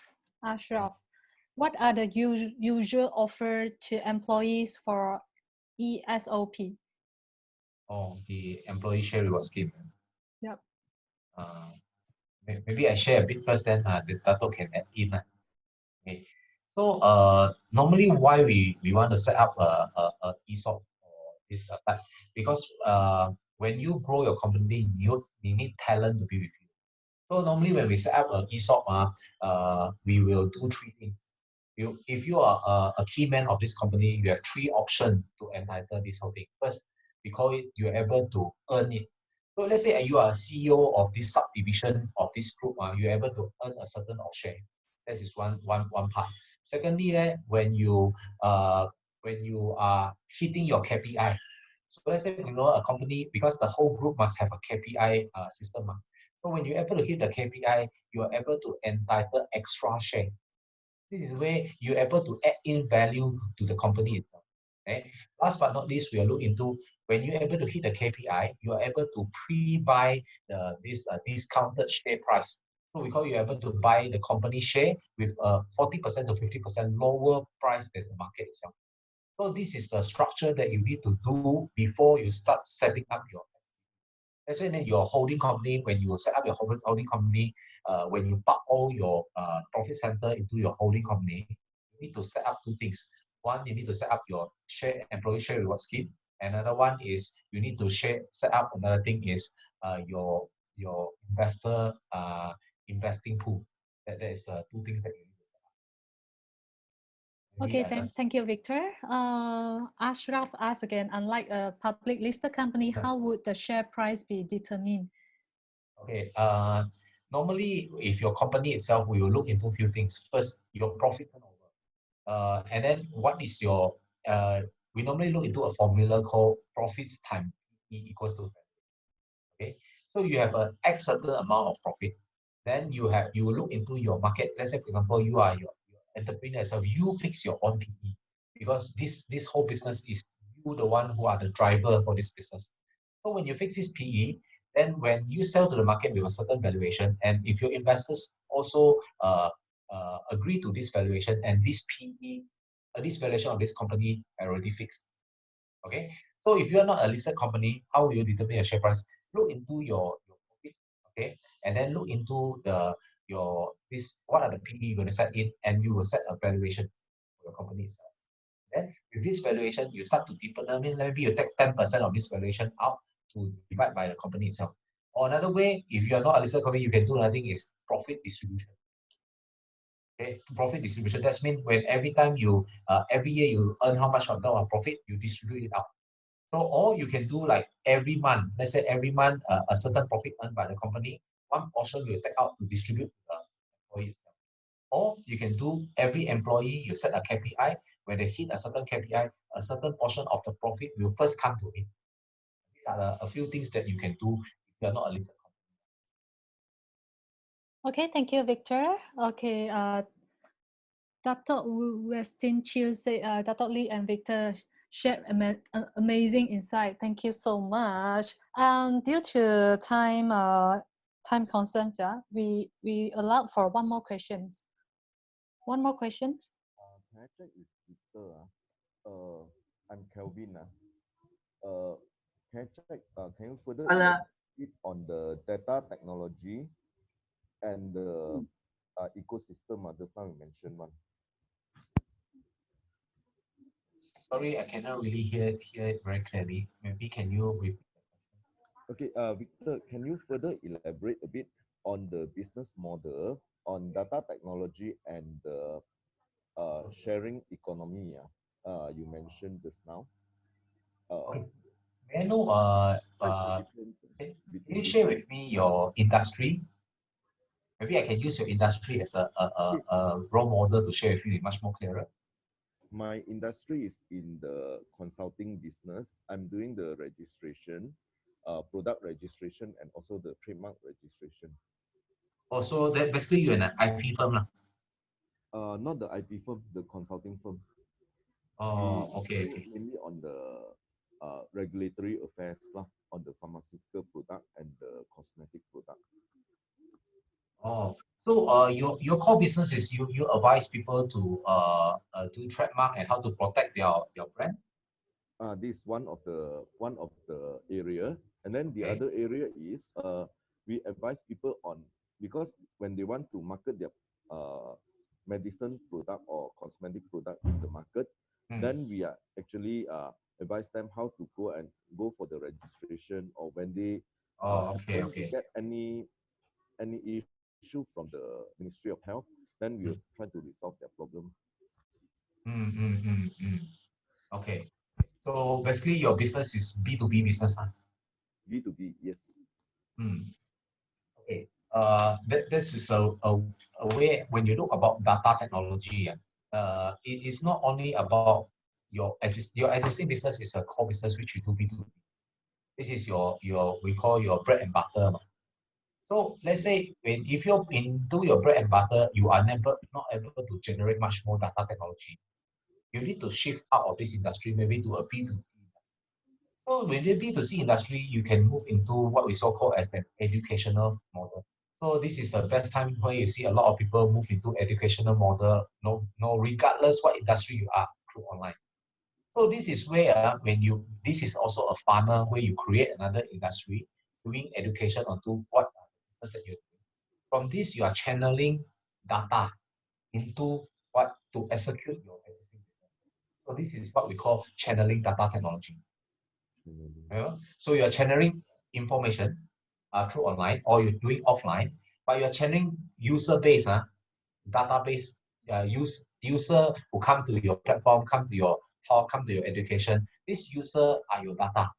With this data, you're able to analyze. So data technology is about analyzing your customers, provide the right consumer product to them, or provide the right services to them. Okay. And when you talk about the ecosystem just now is, if you are only a product base, you need to move on from a product base to a O2O model. Then you need to look on to how can I complement this industry? Can I move out like a platform to provide not only in terms of trademark? Can I move out to provide legal advices? Then you can find a legal partner to come in together with this platform. Maybe you can talk to Lee, yeah. Okay. Then you can look to like people who do fundraising. You can talk to us. You know, people who do business consulting. You can come up with alliances. This will, because why we share, when you talk about ecosystem, we're talking about sharing the same pool of consumer base or database. So this is how we form out the whole ecosystem. Okay, understand. Okay. Okay, thank you, Victor. Last question from Facebook here, from Dato Lee. Can you elaborate then how potential buyer of business-only deals can be sure that the buyer have not sold his business to some other party, as this is not recorded in SSM records? Who can answer these questions? Who posted this question? Dato Lee from Facebook. Oh, Alex. Okay. Thank you, Alex, for posting this very good questions. So you are right. Basically, we cannot check whether the owner has sold this business to others or not. So we couldn't. So there is no proper system to check on the sale of the business. But what we can do is we can we normally have a clause in the sale of business agreement saying that this vendor has never sold this business to anyone else and has never entered into any transactions. If he did, he need to disclose in the agreement, filling which he need to declare and represent that all the business assets to be sold to you will be free from any encumbrances, and he has never sold or charged or leased any of the assets to anyone else. So this is very important. This is we impose on the vendors. So if he breached any of the representation or covenants, so we will be able to claim against him. So for breaching the covenants or the representation. But this is the remedy part. In terms of prevention, as you are right, we couldn't check whether he has sold or not. That's why it's always good that we have a longer period of payment term. For example, now we sign on the sale of business agreement. So we pay, let's say 10%.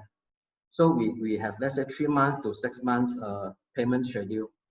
So along the line, then you may be able to find out if he has sold the property or he has sold the business to someone else. So you may able to see if you really go and check on the business after you sign the agreement or before you sign the agreement, you'll be able to find out. So we are not suggesting, we are not encouraging you to just pay 100% lump sum to the buyer or to the seller when you sign the contract. It's always good to make some staggered payments. then you will be able to find out what are the hidden things along the line. This is a more on the preventive side. In terms of the remedy, we will have a clause in the agreement to address this. In the event it happens, you have the right not to pay and claim all your damages and claim the refund of the payment. So all this can be done. Okay, thank you, Alex, for the question. Okay, thank you, Dr. Lee, for the answer. Due to because we are quite here comes to the end of the Q&A session. So let's move to the next session, which is the testimonial session. Let's invite Nelson Liu, the founder of Vanilla Milk Creek Malaysia. You may visit facebook.com/Vanilla Milk Creek to understand more about his business. Let's invite him to share a little on his successful story in FlipBiz. Let's invite Nelson. Hi. Thank you very much, Isabel. Hi, everyone. My name is Nelson Liu. I'm the founder and the CEO of Vanilla Milk Creek Malaysia. So, first of all, I got to thank Mr. Ho and Christina for having me in the FINBC and the FlipBiz. I've joined recently, but what I've gotten so far by this platform is actually the people around me. The people in FINBCs are really thoughtful. We are actually a group of entrepreneurs and business owners who come together like every week. We sit down together, and what I've learned so far from each and every one here over the last few months was really insightful. So guys, if you have not joined FINBC or you have not even downloaded that application, please go ahead and download FlipBiz today. This is one of the best perks you can get, especially if you want to network around right now, even during MCU and all that. We actually have a very good local support group within the FINBC itself. And these are very crucial for us to come together as a whole. Like what I really like the sharing of Victor that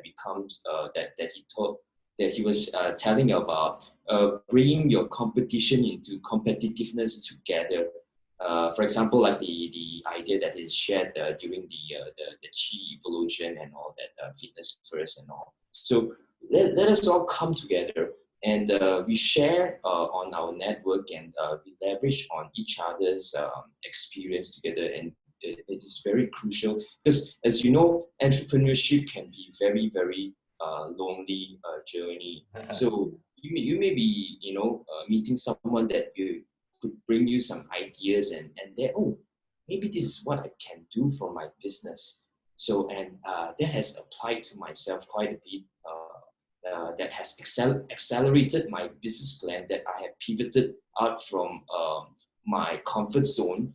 And what happened is recently I've done several enhancements and several improvement in the making sure that my business is right for the new normal. And guys, the new normal is going to be so different for the near future, and just get prepared yourself, and not just equipped with the information that you get online and all that, but also try to come together and get more insightful knowledge from each other in the FINBC platform. So once again, thank you so much, Mr. Ho and Christina, and I'll pass it back to you, Isabel. Thank you, Nelson. Thank you. Nice to meet you today. Yeah. Before we end the Q&A session, I would like to invite again Mr. Ho to say a few words. Mr. Ho, would you like to highlight something before we end this session? Yes, thank you, Belle. Okay, thank you, Brother Nelson, for really such a good testimonial.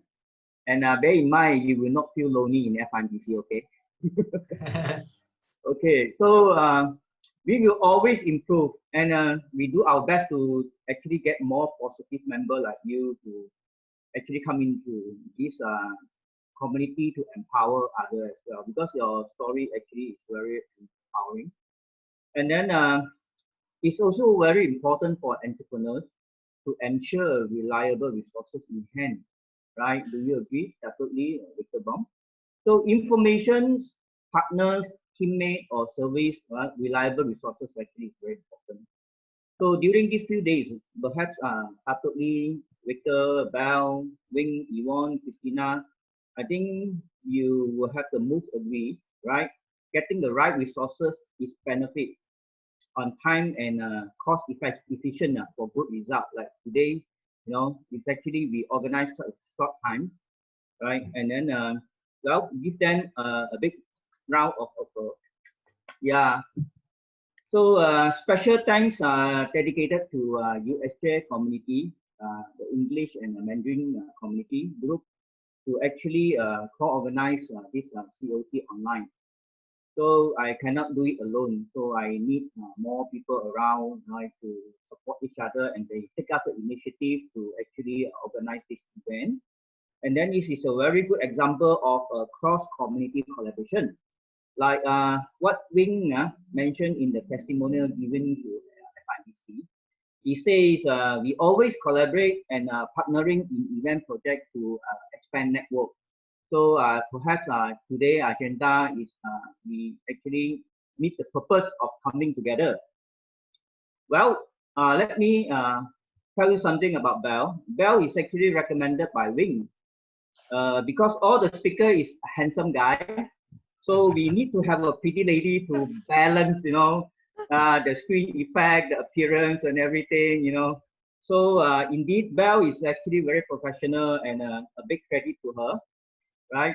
She did a very good preparation, and then at the back end there, she wrote up a script so that everybody can picture out what is going to happen today's event. It's very insightful. So as I always say, right, teamwork make teamwork, okay? And if teamwork, it make dream work for us, okay? Right? So wish everyone have a nice day, and stay tuned for our coming event and contact our community director, ambassador, or our community president to know more about FIBC, how to help you in a sustainable network. Okay, bear in mind, FIBC is actually a community manager to help leaders to build community, right? And then we have a community director to actually maintain the harmony among all the community, come into more bigger collaboration for bigger opportunity. Okay, thank you. Pass it to Bell. Thank you, Mr. Ho. Once again, thank you, Dato' Lee and Victor Bong, for your great sharing today. Yes, delivery is always the golden rules to succeed. Thank you, everyone, for joining us today, and we hope this wonderful networking session and fruitful learning journey together. We shall now end the Facebook Live and proceed with another 30. We still have 20 minutes left, right? For the private networking session with all the invited and registered guests. Once again, thank you for your time, and we hope to see you again in our next online event. If you enjoy our sharing today, make sure you like and follow FlipBiz Facebook page to get more latest updates. Take care, and we will see you again. So Wing. Thank you, Isabel. Wing, make sure the Facebook Live is disconnected. Yep. Okay, cool. So it's well, thank you very much, everyone. Well done. Good job. Thank you very much, Mr. Hall. Yeah, thank you. Thank you, and also thank you, Isabel, for the whole hosting. It's a great journey and opportunity. Thank you for the chance given, everyone.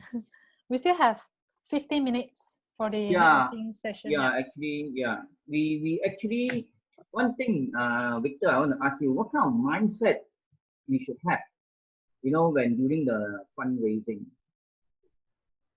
Sorry. What kind of the right mindset we should have during the fundraising or prepare for the fundraising? Because some people are not willing. They thought that I'm giving up my shares, I'm at the end of the day I might lose my controlship and all this thing. So what kind of mindset in first place, before you're really planning for fundraising? I think first thing is like just now I shared reading what are the challenges is. I think first thing is, why do you want to fundraise? Normally people fundraise with two things. One, I need cash. I need working capital. Another one is I need resources value. These are the two major key things. And the third thing is maybe I need talent. So if you are a small company itself right now, maybe right now your fundraising is to raise raise a bit of fund to sustain, to bring in the right talent to grow your company. So when you do fundraising, you always need to have the first mindset is you are not only looking at the profit, you are looking at the company valuation. That is the important thing. Why I say so? Maybe I rephrase it. The importance of doing fundraising is you are looking into the company valuation. You are not looking into the company. Yes, for example, today I am an owner. I might earn 100 ringgit, okay, and I'm the 100% share in this company. But today, if I able to be part of another company, which I only have 10% share, but I earn 1,000 ringgit. See the difference of that? It's because the pie is getting bigger. The valuation of the company is big. When you have a 1,000 ringgit company, that's mean your valuation is about 10,000 compared to you only a 100 ringgit company. So the mindset is you need to not have a mindset of how can I be part of a much more valuable company and not how much percentage share I have. It's just like, for example, today Alibaba wanted to give you 0.05% share to acquire your company. Are you willing to be part of it? Oh yes, for sure. Yeah, because the value is bigger. At the end of the day, you are getting back much more. So I'm looking at their data that I can leverage. yes. So it's also the leveraging part, how much you can get and how fast can you grow. If you are a lot of people die in one thing is because they do not wanted to give out their share. Why they do not want to give out their share? Because their company does not have more share. They do not issue new share. So you must understand what is the difference between issue new share and selling off your old vendor share. Maybe next time I can do a sharing on this about what is vendor share, what is issue new share. So if FIBC member. Yeah, can, sure, no worries. Because issuing new share will only increase your company valuation. So let's say, for example, I have a 1 million. My company valuation is 5 million. Today I want to raise 1 million. Normally, what we do is we take out 20% to give to another person. Then my company raised 1 million come in. I left how many? 80% share, right? Yeah. But my company valuation is how many? 4 million. Yeah, but if I use equity financing, I am a 5 million company valuation. I raise 1 million share, 1 million of cash. So I issue 1 million share, new share. So my company become 6 million valuation company. So these are the two differences mindset you need to have before moving into the so-called as fundraising. For your answer, does the lawyer also will have this kind of knowledge to advise their client if they really want to do what they call it, a shareholder agreement or restructure of the shareholders, like issuing new shares, or this actually fall into the company secretaries they should advise who actually should advise the client what to do on the allocation for share and like what. In fact, normally the client will have this idea first to have this kind of business valuation. So when we talk about fundraise, you must make people seeing your value first before they are willing to invest into you. You must show the value first. So that's why we need a good accountant to work on the business valuation first. To work on the business valuation, we need an accountant to do it. But it comes to the working on the PE or working on the business model or on the business strategy, I believe Victor is the best person to advise. Then when it comes to the implementation and execution, then only the lawyer will come into place to do the legal due diligence, to work on the business contract. This is how it works. So actually, Victor is an architect. So then everybody is an engineer. Another thing is to add on, another key party is you need to have the right company secretary, because a lot of 80% of Malaysia company secretary only know how to sell vendor share. Correct, Victor. They do not know how to issue new share. Yeah, I think you must go that and is learn the also. and also a lot of people look for the wrong lawyer, because when you look for the Yes, wrong yes. lawyer, Wrong you could not lawyer. do the right thing. You need to look for experienced lawyer that not only they have experience in terms of a lot of asset selling, share structuring, because lawyer also got different type of lawyer, right? Not only got Yes. people who good in criminal, very good in commercial, good in different aspects. You need to look for a corporate lawyer. So a corporate lawyer like Natoli, they cover quite wide range in terms of these legal advisors. I have a client who come to us before because of they found they have an investor who eagerly to come in from China, but they found the wrong lawyer. They found because the lawyer is the brother-in-law, but the lawyer is doing more to criminal cases, But they give a lot of different advice, and then they go and find the sister who is also work in a company secretary firm, which they do not know. I can do this. They issue the wrong thing. Then the money come in already. Then they are stuck there. Firstly, they stuck at where the share when they have profit, they want to do the allocation or dividend. They have issue in terms of the Yes, dispute. yes. This is the first thing. Second thing, when the China company wanted to, not only they wanted to put in amount to test this company whether it's good or not. Now they see the company has potential, they want to buy over the company. Then they found out the share structure is wrong. Yes, yes. Always. Yes. So Yeah. these are the few key things I think we really need to look into. In fact, it's good to be pointed out by Victor. Normally, we try not to contact Yeah. or other lawyers. But Yes, yes. seriously, it happens. It really happens. A lot of our clients came to us for help after they engaged the wrong lawyer. Then we advise them, hey, who draw up this contract for you? Who advised you on this contract? Oh, my good friend, my lawyer friend. Then he added, but he do accident case or he do criminal case. Yeah. There's one best case. He said, oh, he's only doing divorce. Yeah. You get the It, divorce lawyer to do the corporate deal for you. So, all kind of people. that is why I say in the at the closing, ensure reliable resources in hand is very, very important. It's wasting your time and then cost. You actually root your business to nowhere. That is because when we are running a business, it's no more about yourself. It's no more selfish already because you are actually is a captain to direct the boat where everybody trusts you. Ride on the same boat together with you. This is very important. So sometimes instead of making a fast decision, you must know how to make the right decision, even though at a slower pace. Ask more people. Get more advice. That is what we are doing every now and then. And then even though Victor, I also test him one. I ask him a lot of questions whether you know or not, whether team đại哥. It's uh, proven. Proven yeah. successful. Yeah. Tato Lim sẽ講咗. Actually, I know you from Facebook everywhere, but just don't have the channel to come together with you. Actually, one thing I want to share about Tato Lim, he is a very, very humble leader, I tell you, because when we are trying to organize this event, he is very, very friendly and very cooperative. At the first time, I will be very hard, Tato. Then I one day, can I call you bro, Tato Lim? My pleasure. Yeah. My pleasure. He's willing to share and very involved.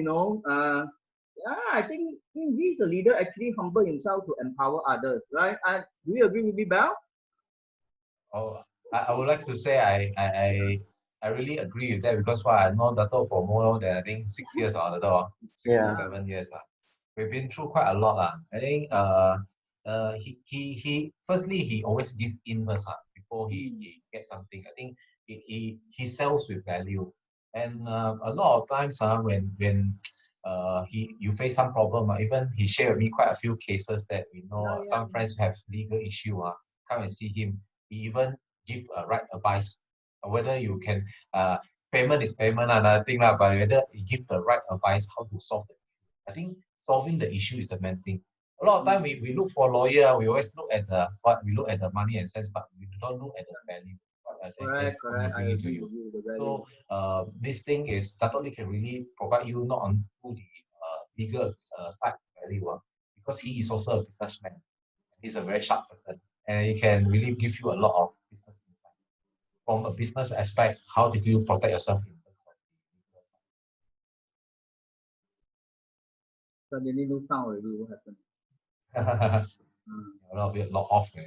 So I mean, now it's actually a free sharing section. It's a networking. Anybody can actually mingle around and ask any question that really you. It's a precious time. It's not going. You have to pay hour to Dato' Lee for advice. Yeah. Now it's free, I tell you. And then you want to catch up for Victor. He's a very very busy man. You know. So We also charge per hour. yeah, you see, so now it's free time. You can actually open questions for anything to ask, you know.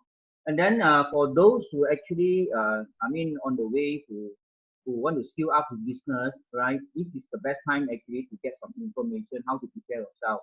Because for why we want to arrange this, when I discussed with Victor, why we want to arrange this section, because this is the best moment actually for every entrepreneur to evaluate your business model, to evaluate your business, and then to prepare your company information, all these things.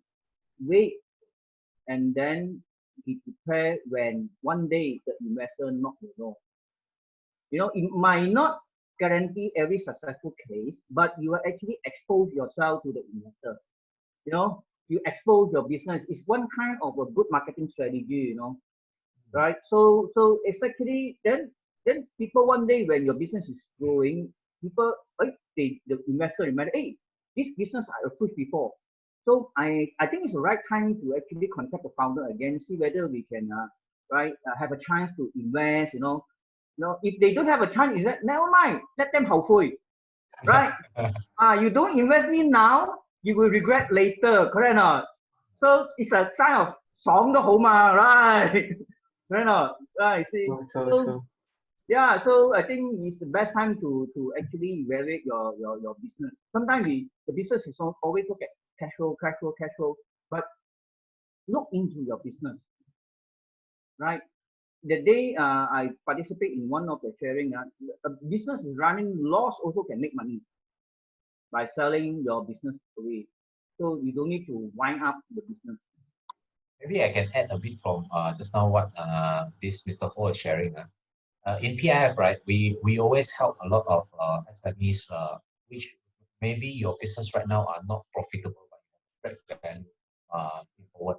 So we will come in as an architect, like you say, we will help you to refurbish and journey your whole business so that you are able to have a faster exit plan or a much more valuable exit plan.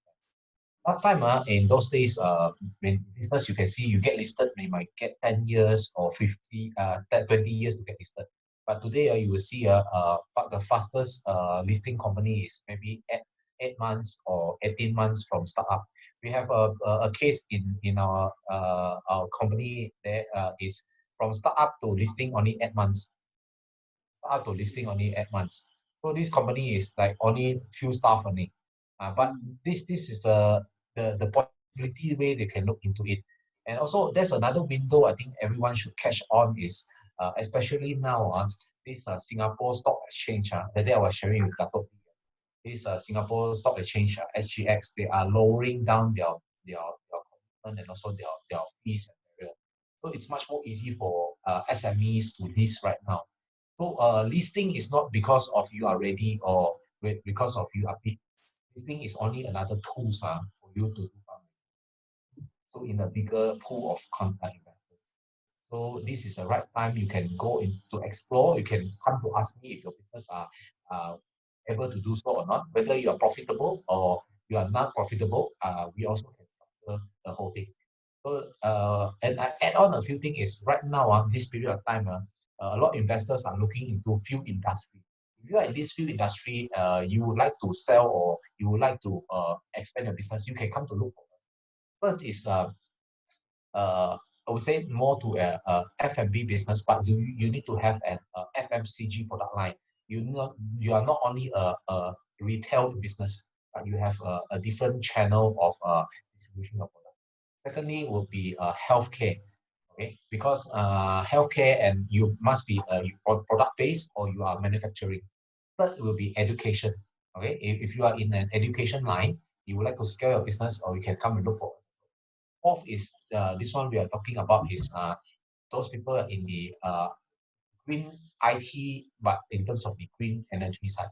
So these are the few key pointers that investors are looking in, especially during this crisis time.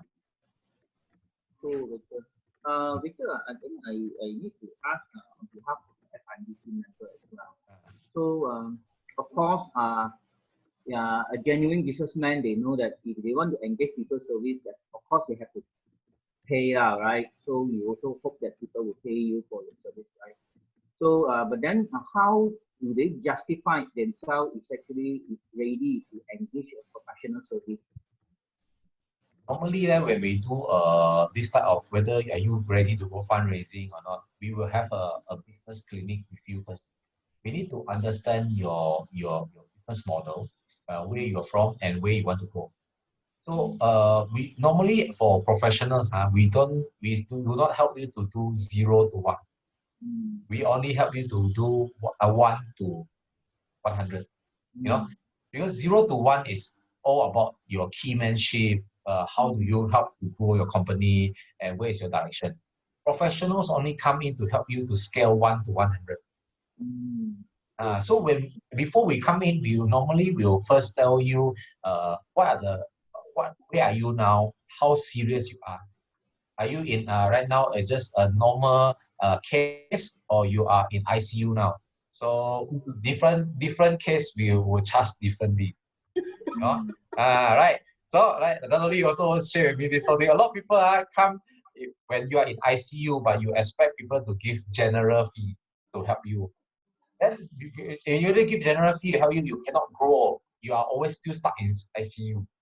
So when you go into this segment, you need to be very clear that how can we look into value. If this professional come in, how can they help you to grow much more faster?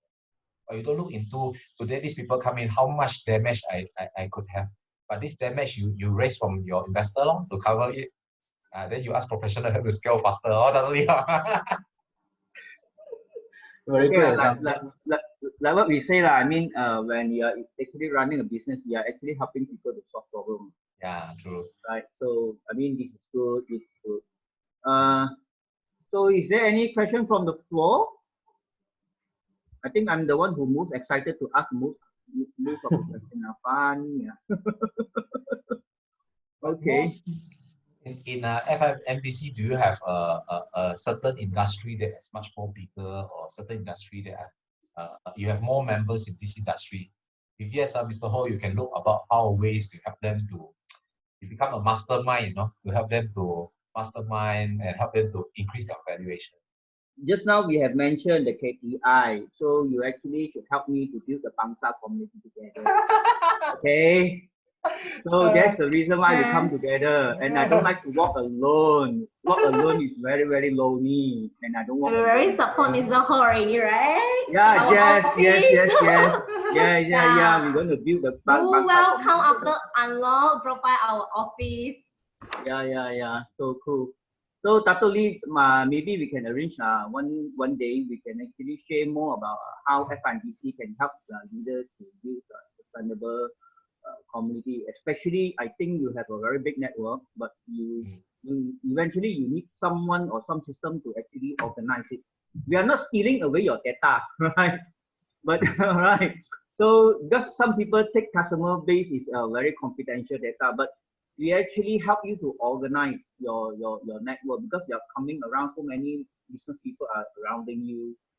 So how we actually get this network to be more organized and more interactive. So we actually run that role as a community manager, right? So as we see, Victor 就俾我呃上車咗咯，Jess 都上車咗咯，我步開嚟1年，你知道冇 ？Support 你地方好 support 噶啦 ，and then I really agree with Mr. Ho, whereby sometimes 1 + 1 the power is more than 2. So whereby how we going to build the community and monetize our resources, we need a very structured platform like this. Yeah, and I know that Mr. Ho take a lot of initiative to connect of a lot of like communities, even OSME owner. So 你咁有心有力，我哋一定 support 你嘅。我都有好嘅眼光嘅，同你講，我 book 咗你哋1年，because I see the potential. So actually, all the members coming on board also the same. They all, everyone in FIBC, they have the potential to grow. Right? But my journey in FIBC for these past 2 years, you know, we cannot because different flower have their different kind of blooming. Right? We just have to be patient and ready to ground. All the resources is ready. We just wait for the best time. So once they grow, we have the resources actually to help them to ride on the way. This is actually what we are doing, because some other they will actually push you, you know, Fatila, you do something, what? And then sometimes the timing is just not right. But for having the right people all together, you success. So it's actually a motivation way, empowerment way to actually help each other to grow, right? Well, running a platform is not easy. You can't make everybody happy. Right? Make everybody happy, but you can actually make anyone who want to success to be successful. Right? This is always I say teamwork make teamwork. You need a teamwork to move the team to work. Right? If the team work, then the dreams work for us. So we can actually, you know, right? Relax more, you know. Yeah, this is actually what we are heading for, to build a very, a balanced society, because people are struggling for money, for income, for everything to sustain, you know. So if we can actually help the entrepreneur to resolve financial part, then the society will be more balanced. You know, sometimes we cannot say that people who are not aggressive is lazy. Just that they have different directions. So we should encourage these people together. You know, without them, we have to be balanced. Wow, every time aggressive. Wow, man. You know, sometimes relaxed people will give you a very wonderful picture, and what you remind us, you need to slow down, you know, take a rest, you know. This is a very good time for FlipBiz to really grow, especially right now, because a lot of members, I think it's a time that we can really help each other together and see, can I sell to your customer? Can your customer sell to me? You know, we work out together as one. I think this is the time that really bring everyone together. You cannot make everyone happy. If you want to make everyone happy, you only can sell ice cream. Ice cream. Yeah, correct. I agree with you. Or no, you can sell vanilla cake. Nelson is doing some CSR program. He's trying to make everyone happy. Yeah, so Nelson is a very fantastic, you know, very fantastic. Really one. I thought I'm the one who actually make early preparation for SEO. He actually prepared more early than us, you know, really, wow, kick off really yeah. Amazing. It's a very good empowerment story to everyone, really one. I do so some other platforms, because everyone is having the same issue, is we don't know where is the customer right now, or we don't know what going to happen after MCO. So if today FlipBiz, you are able to share your database, maybe bringing the industry that could collaborate together as a few role model, I think this would be a very good track record. Your recruitment also a very good track record for people why they wanted to join you. At least you do the synergy between your customer, between your members, then at least they see the benefit within it. And there's no business as small business, but when you come together, you will become a very big database. I agree with you. This one is actually our community director, Christina, tagline. Christina, you are here, Christina. Christina, are you here, Christina?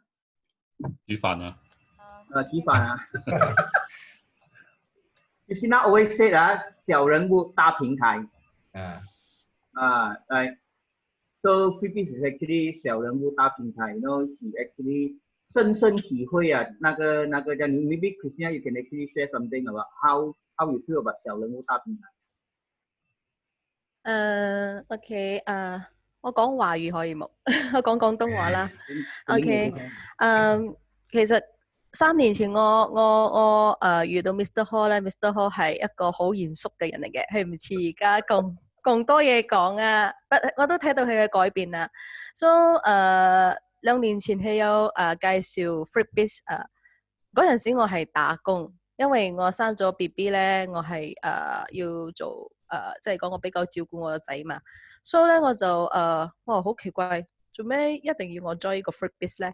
我打工啫嘛，而且我倒不如我慳咗嗰筆錢嚟俾我自己食自己用更加好。所以我上到去 office 嘅時候，哇！我睇到哇做咩咁多嗰啲突癲嘅？咁我俾咗呢個錢對我有咩幫助咧？呢個生意因為我覺得我自己係小人物啊 ，small potato 啊。咁如果我 approach 去嗰啲我要做嗰啲生意，同佢哋講我要拎到佢哋嘅 lead， 我覺得對我冇咩效果。所以但係嗰陣時咧係 freebies 係屬於係 1.0 係 fail 嘅。但係2019嘅時候就係舊年我一入 join 嘅時候，我睇到 freebies 好大嘅分別，因為嗰陣時係未有 offline platform。但係咧，佢舊年就開始有呢個 offline platform， 就覺得令到我好窩心啊！大家有得交流，有得見面，所以我就1月嘅時候我就 join 咗呢個平台咯。咁我 join 嘅時候我都係覺得都好嘅，因為佢哋都唔係突篤啊。So sorry 啊，我唔係故意講你嘅突篤呢，我唔係咁嘅意思啊。我嘅意思係講係咪我哋係一個小人物啊？如果我哋愛 approach 一個突篤啊嚟做生意係咪？佢哋都可能唔會去囂我嘅，所以我覺得但係舊年咧就俾到我一個好舒服嘅感覺。我覺得係有人與人之間嘅交流係咪係真係好，即係講會俾到我有一個 feel 到係咪？呢個係我要嘅 community， 呢個係我嘅家啊。所以我就會覺得佢哋又唔會好 push 啊，又唔會講好 hard sell 啊嗰個嘅。呢個嘅平台即係好大分別咗，即係佢哋我都睇到佢哋嘅改變，因為3年同3年後嘅今日嘅 freebies 係好大改變咗，所以我就我都睇到Mr. Ho 同埋佢啲 partners 佢哋真係好用心，佢哋真係用心嚟對人嘅，因為你同人做生意係咪？你一定愛做到愛 touch 到人嘅心嘅，係咪？所以就我覺得呢個係一個唔錯嘅 platform 咧，咁我就 join 咯1月。所以我就好中意呢個嘅 culture， 係因為佢有嗰個 5 value， 佢個5 value 係有 respect 啊，係咪 integrity 啊，仲有嗰個嘅knowledge 啊，仲有commit 啊，仲有 responsibility。呢5個 core value 咧係我要做生意學習嘅 core value， 咁咧就可以幫我係咪嚟泛啦咗我要嘅對象，我要做生意嘅對象。所以其實我都好開心，所以我就將呢個更好嘅platform 係咪介紹俾我嘅身邊嘅朋友，因為我覺得做生意我哋可以大家都係平等嘅，所以我就將所有嘅嗰啲資源啊係咪 resource 上，我全部都係將佢擠喺呢個嘅 freebies 係俾大家一齊共享，因為呢個唔係我自己嘅平台，呢個係大家嘅共享嘅平台。所以我覺得呢個嘅咁嘅 culture 咧係值得我哋咁樣去推動落去係俾人哋 feel 到係唔一樣嘅平台。OK 啦，再講嘢喊啦。冇喊得可俾我回覆一下 Christina 得冇 ？OK， 嚟 go。Christina， one thing to share with you 千祈唔可以睇小你自己啊。I'm also coming from a very very humble background。So 識我嘅人都知道我嚟自一個地方叫Kampong Pisang嘅，就係 Perak州一個地方叫瓜拉更沙。瓜拉更沙個好細嘅Kampong叫Kampong Pisang。點解叫Kampong Pisang咧？因為我阿爸阿媽窮到喺嗰個Kampong Pisang，喺個 Pisang 嘅嗰個巴入邊，公蕉巴入邊起一個木屋。我係咁嘅環境大嘅啫嘛。所以5歲開始做工。攞 scholarship 讀書，我讀書嘅時候讀馬大嘅時候都係本工讀。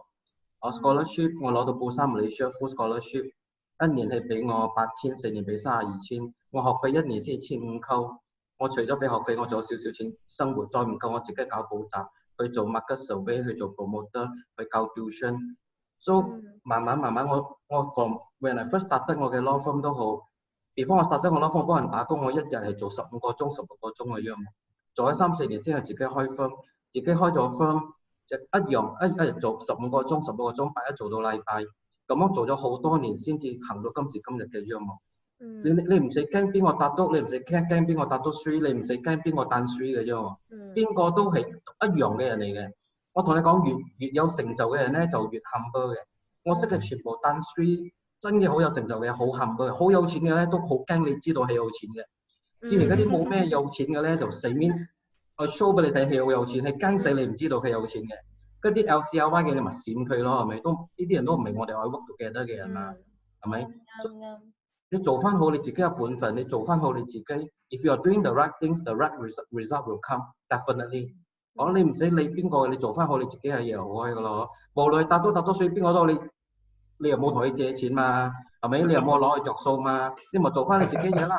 分分鐘你仲可以俾到 value， 佢仲需要你多過你需要佢嘅添。所以你唔可以有任何唔啱嘅 mindset， 你因為全部人都係普通人嚟嘅啫。Everyone is equal， 所以你唔使你有答到冇答到，有答到係咁幫你 very good。譬如答到係唔幫你嘅話，你睬佢都唔得閒咯，肥先啦。先啦嗬，加油啊，肥先啦。Thank you，好多圈子。very powerful。係咯，你好 humble 啊，真係好 humble 嘅成功人士嘅阿獨呢。我屋企真係好窮嘅，分分鐘仲窮過你以前嘅哦。我5歲開始出嚟做公開嘅。佩服佢啊，真係。大獨你不寂寞，我也是很窮的。Christina，其實你看回去啊，真的這邊很多老闆都不是一出世就有錢的，真的每個人都是一樣的啦。最重要你肯努力，你肯付出，你一定會成功的。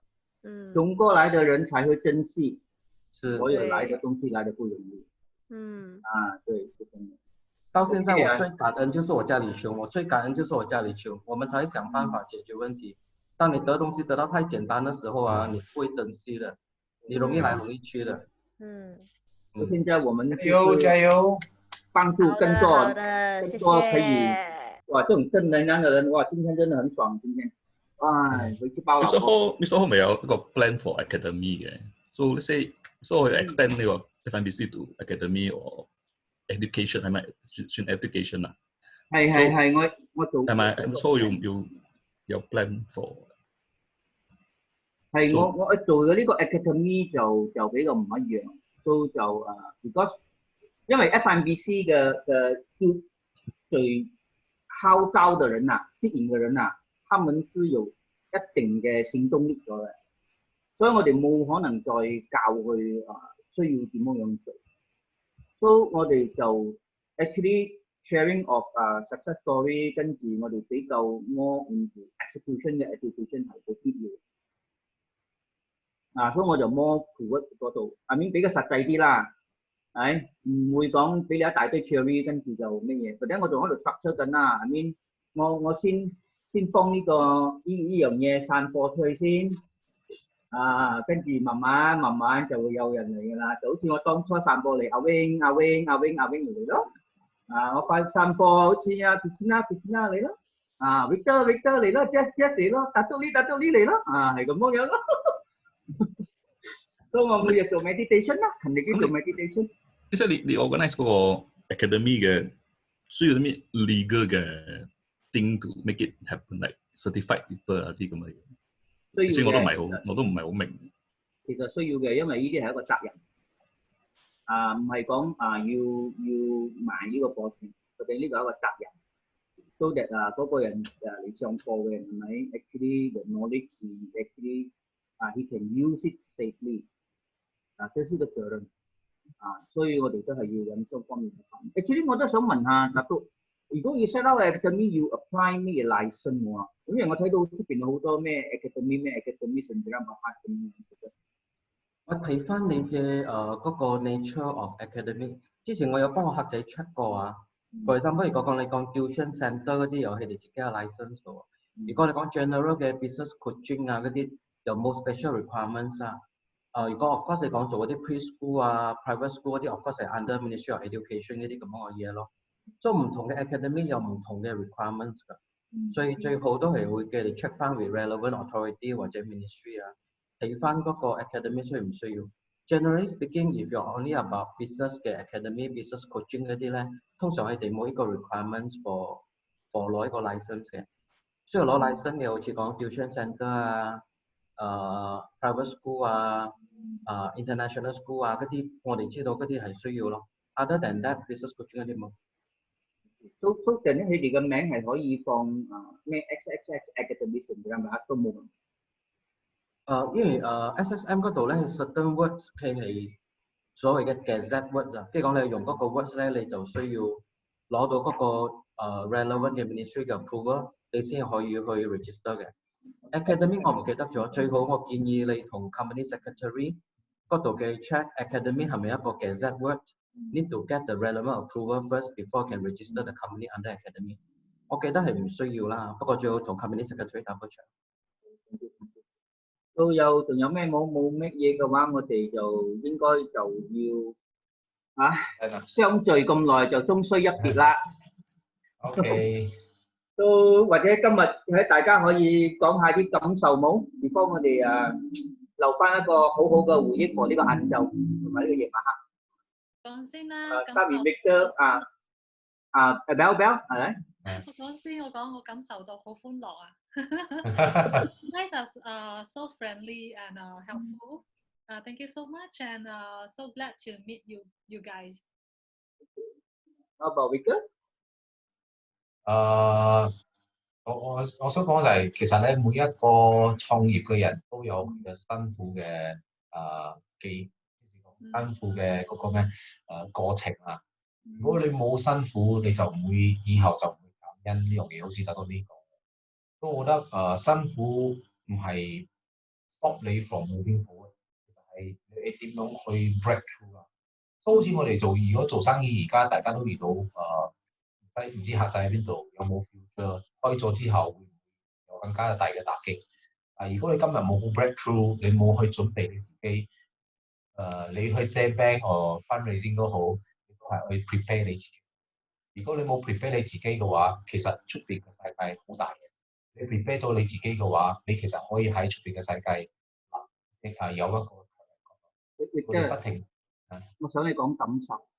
其實我覺得係呢個環境係其實一個好好嘅環境，因為大家都係有跌低有起嚟，我覺得係好真實啊。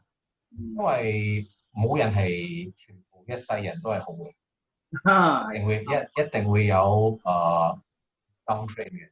但係如果 downtrend 嘅時候，你記得嚟 BBC 度刷啲嘅咯，係嘛？Tatuli？真嘅好感激Mr. Ho Tipis 俾我機會今日嚟做呢個 sharing。So 真係唔簡單 to run a platform 啦。So really big clap to Mr. Ho。So it's not easy, but it's really meaningful。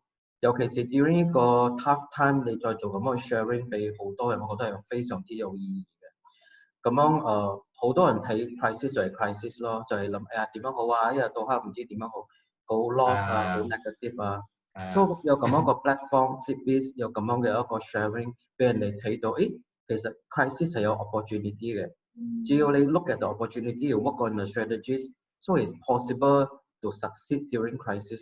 我覺得呢樣嘢真係好 meaningful 啦。再加上真係好多謝呢個平台嘅每一個人，今日又 join 呢個 sharing 嘅每一個人。To make it happen, so really thank you. Thank you, Dato. Weng? 有咩感受？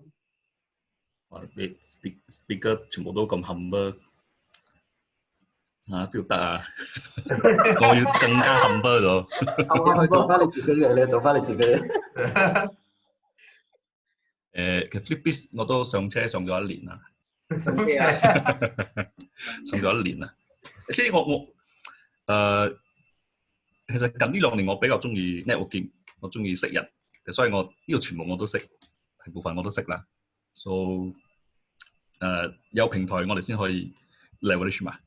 我自己一個人去衝嘅話係肯定撞壁嘅，因為我都撞過好多次咗。So Mr. Ho 衝過嘅我就跟住佢衝咯，係佢撞壁我就唔會撞咯。So learn from everyone 啦，因為你哋全部都有自己嘅專業。So learn from legal, learn from the funding, So I don't go and learn myself 啦。Learn from the right person. Correct, Very correct. important.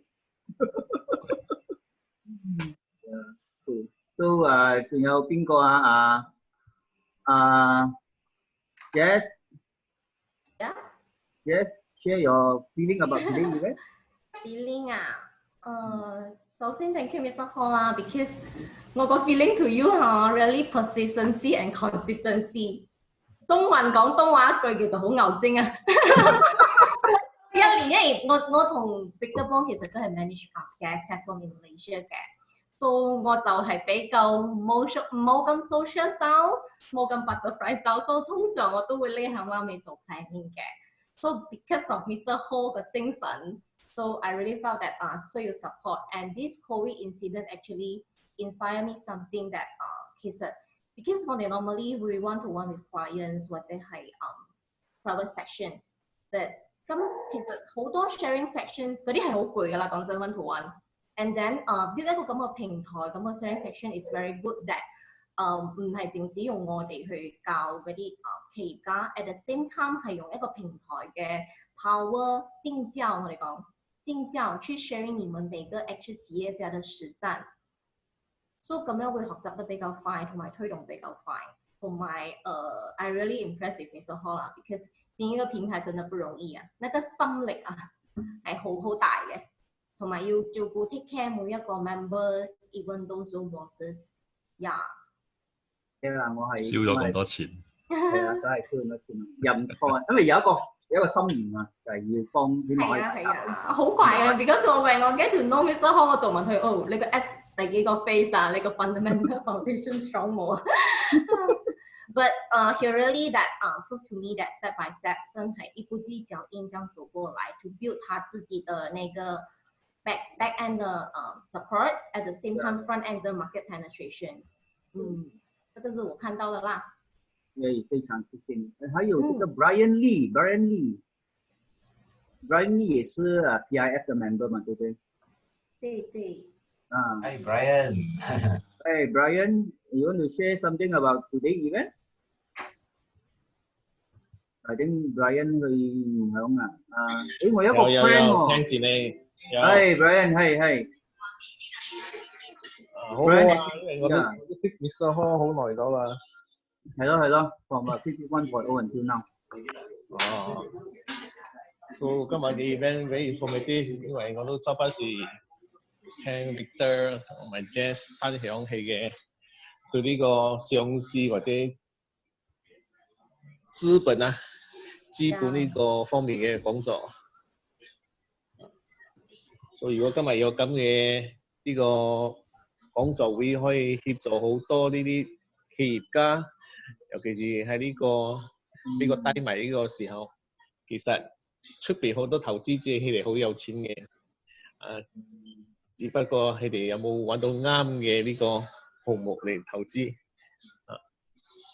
所以呢個平台係好啦，借用呢個平台加埋資本呢個平台，再加埋一啲 professional lawyer accountant bankers 相信可以幫助好多。呢啲企業家解決佢哋目前嘅手上嘅問題，呢個我分享。Oh, thank you very much. Next one is Datuk Winston Chu. Hi. Just now I 頭先佢有講佢需要 meet with Datuk Lee 啊。Hello。我識 Datuk Lee 同埋阿 Victor，sorry， 我識阿 Datuk Lee 同埋 Victor 咁嘅時間係咁上下嘅。所以我都係好 impress 佢哋兩個嘅，即係講咁耐嚟嘅growth 同埋佢哋嘅嗰個 sharing 嘅 insight 啦，咁樣咯。我哋感恩Datuk Winston啊，如果唔係Datuk Winston就識唔到Datuk Lee啦。I see， 原來是紅娘。所以咁樣就我就未認識過 Mr. Ho 啦，同埋係未認識過 IBN 咩啊？呢個你哋嘅平台啦，所以今日就係第一次嚟認識啦，所以希望都係可以 in future 真係可以同你哋做多啲 network 啲咁嘅嘢啦。咁我本身都係喺呢個 brand strategy 嘅呢個行業嘅，所以睇下有乜嘢再可以交流下，再可以做好多 sharing 咯。係可以啊，就咁樣。可以可以。收到你 ebook 咗，大多啲。係啦 Thank you，thank you。Thank you，達到 ，thank you。跟住再落嚟嘅就係David 咯。David 唔知喺冇啊。So never mind, we go to James Lau.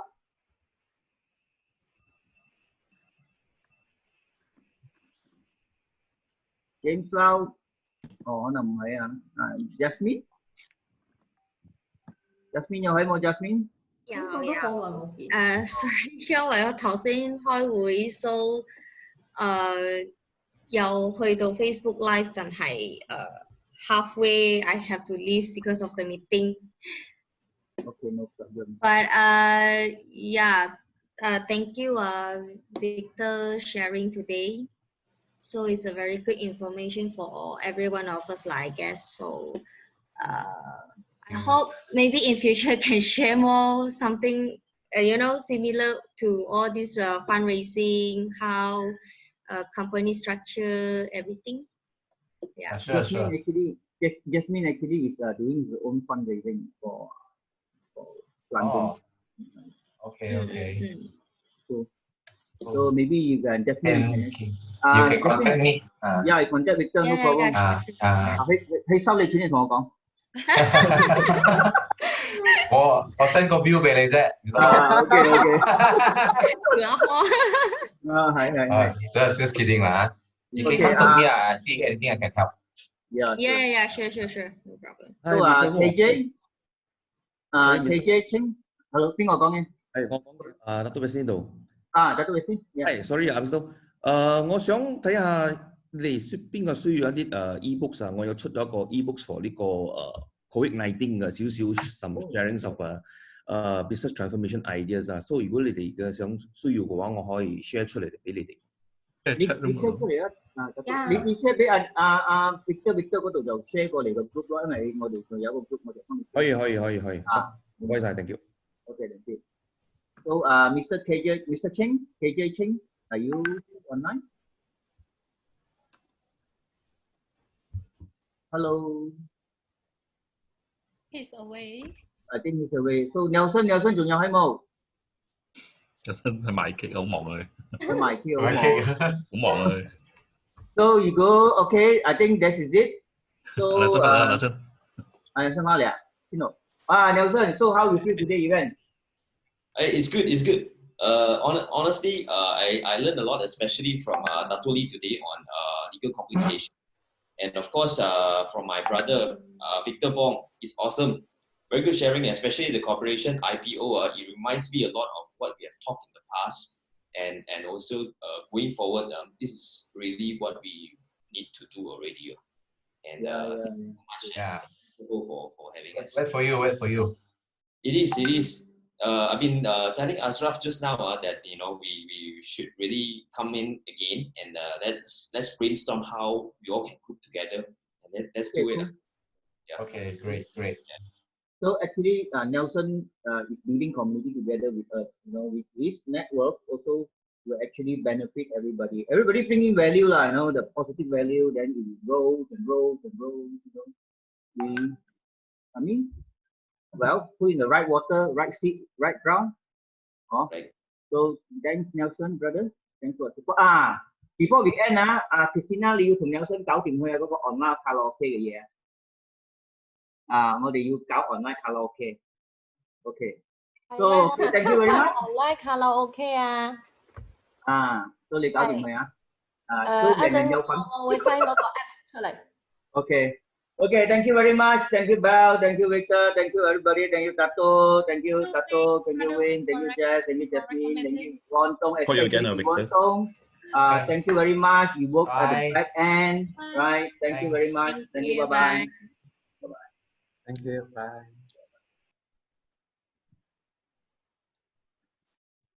我而家有多一個 Zoom call 1點到2點。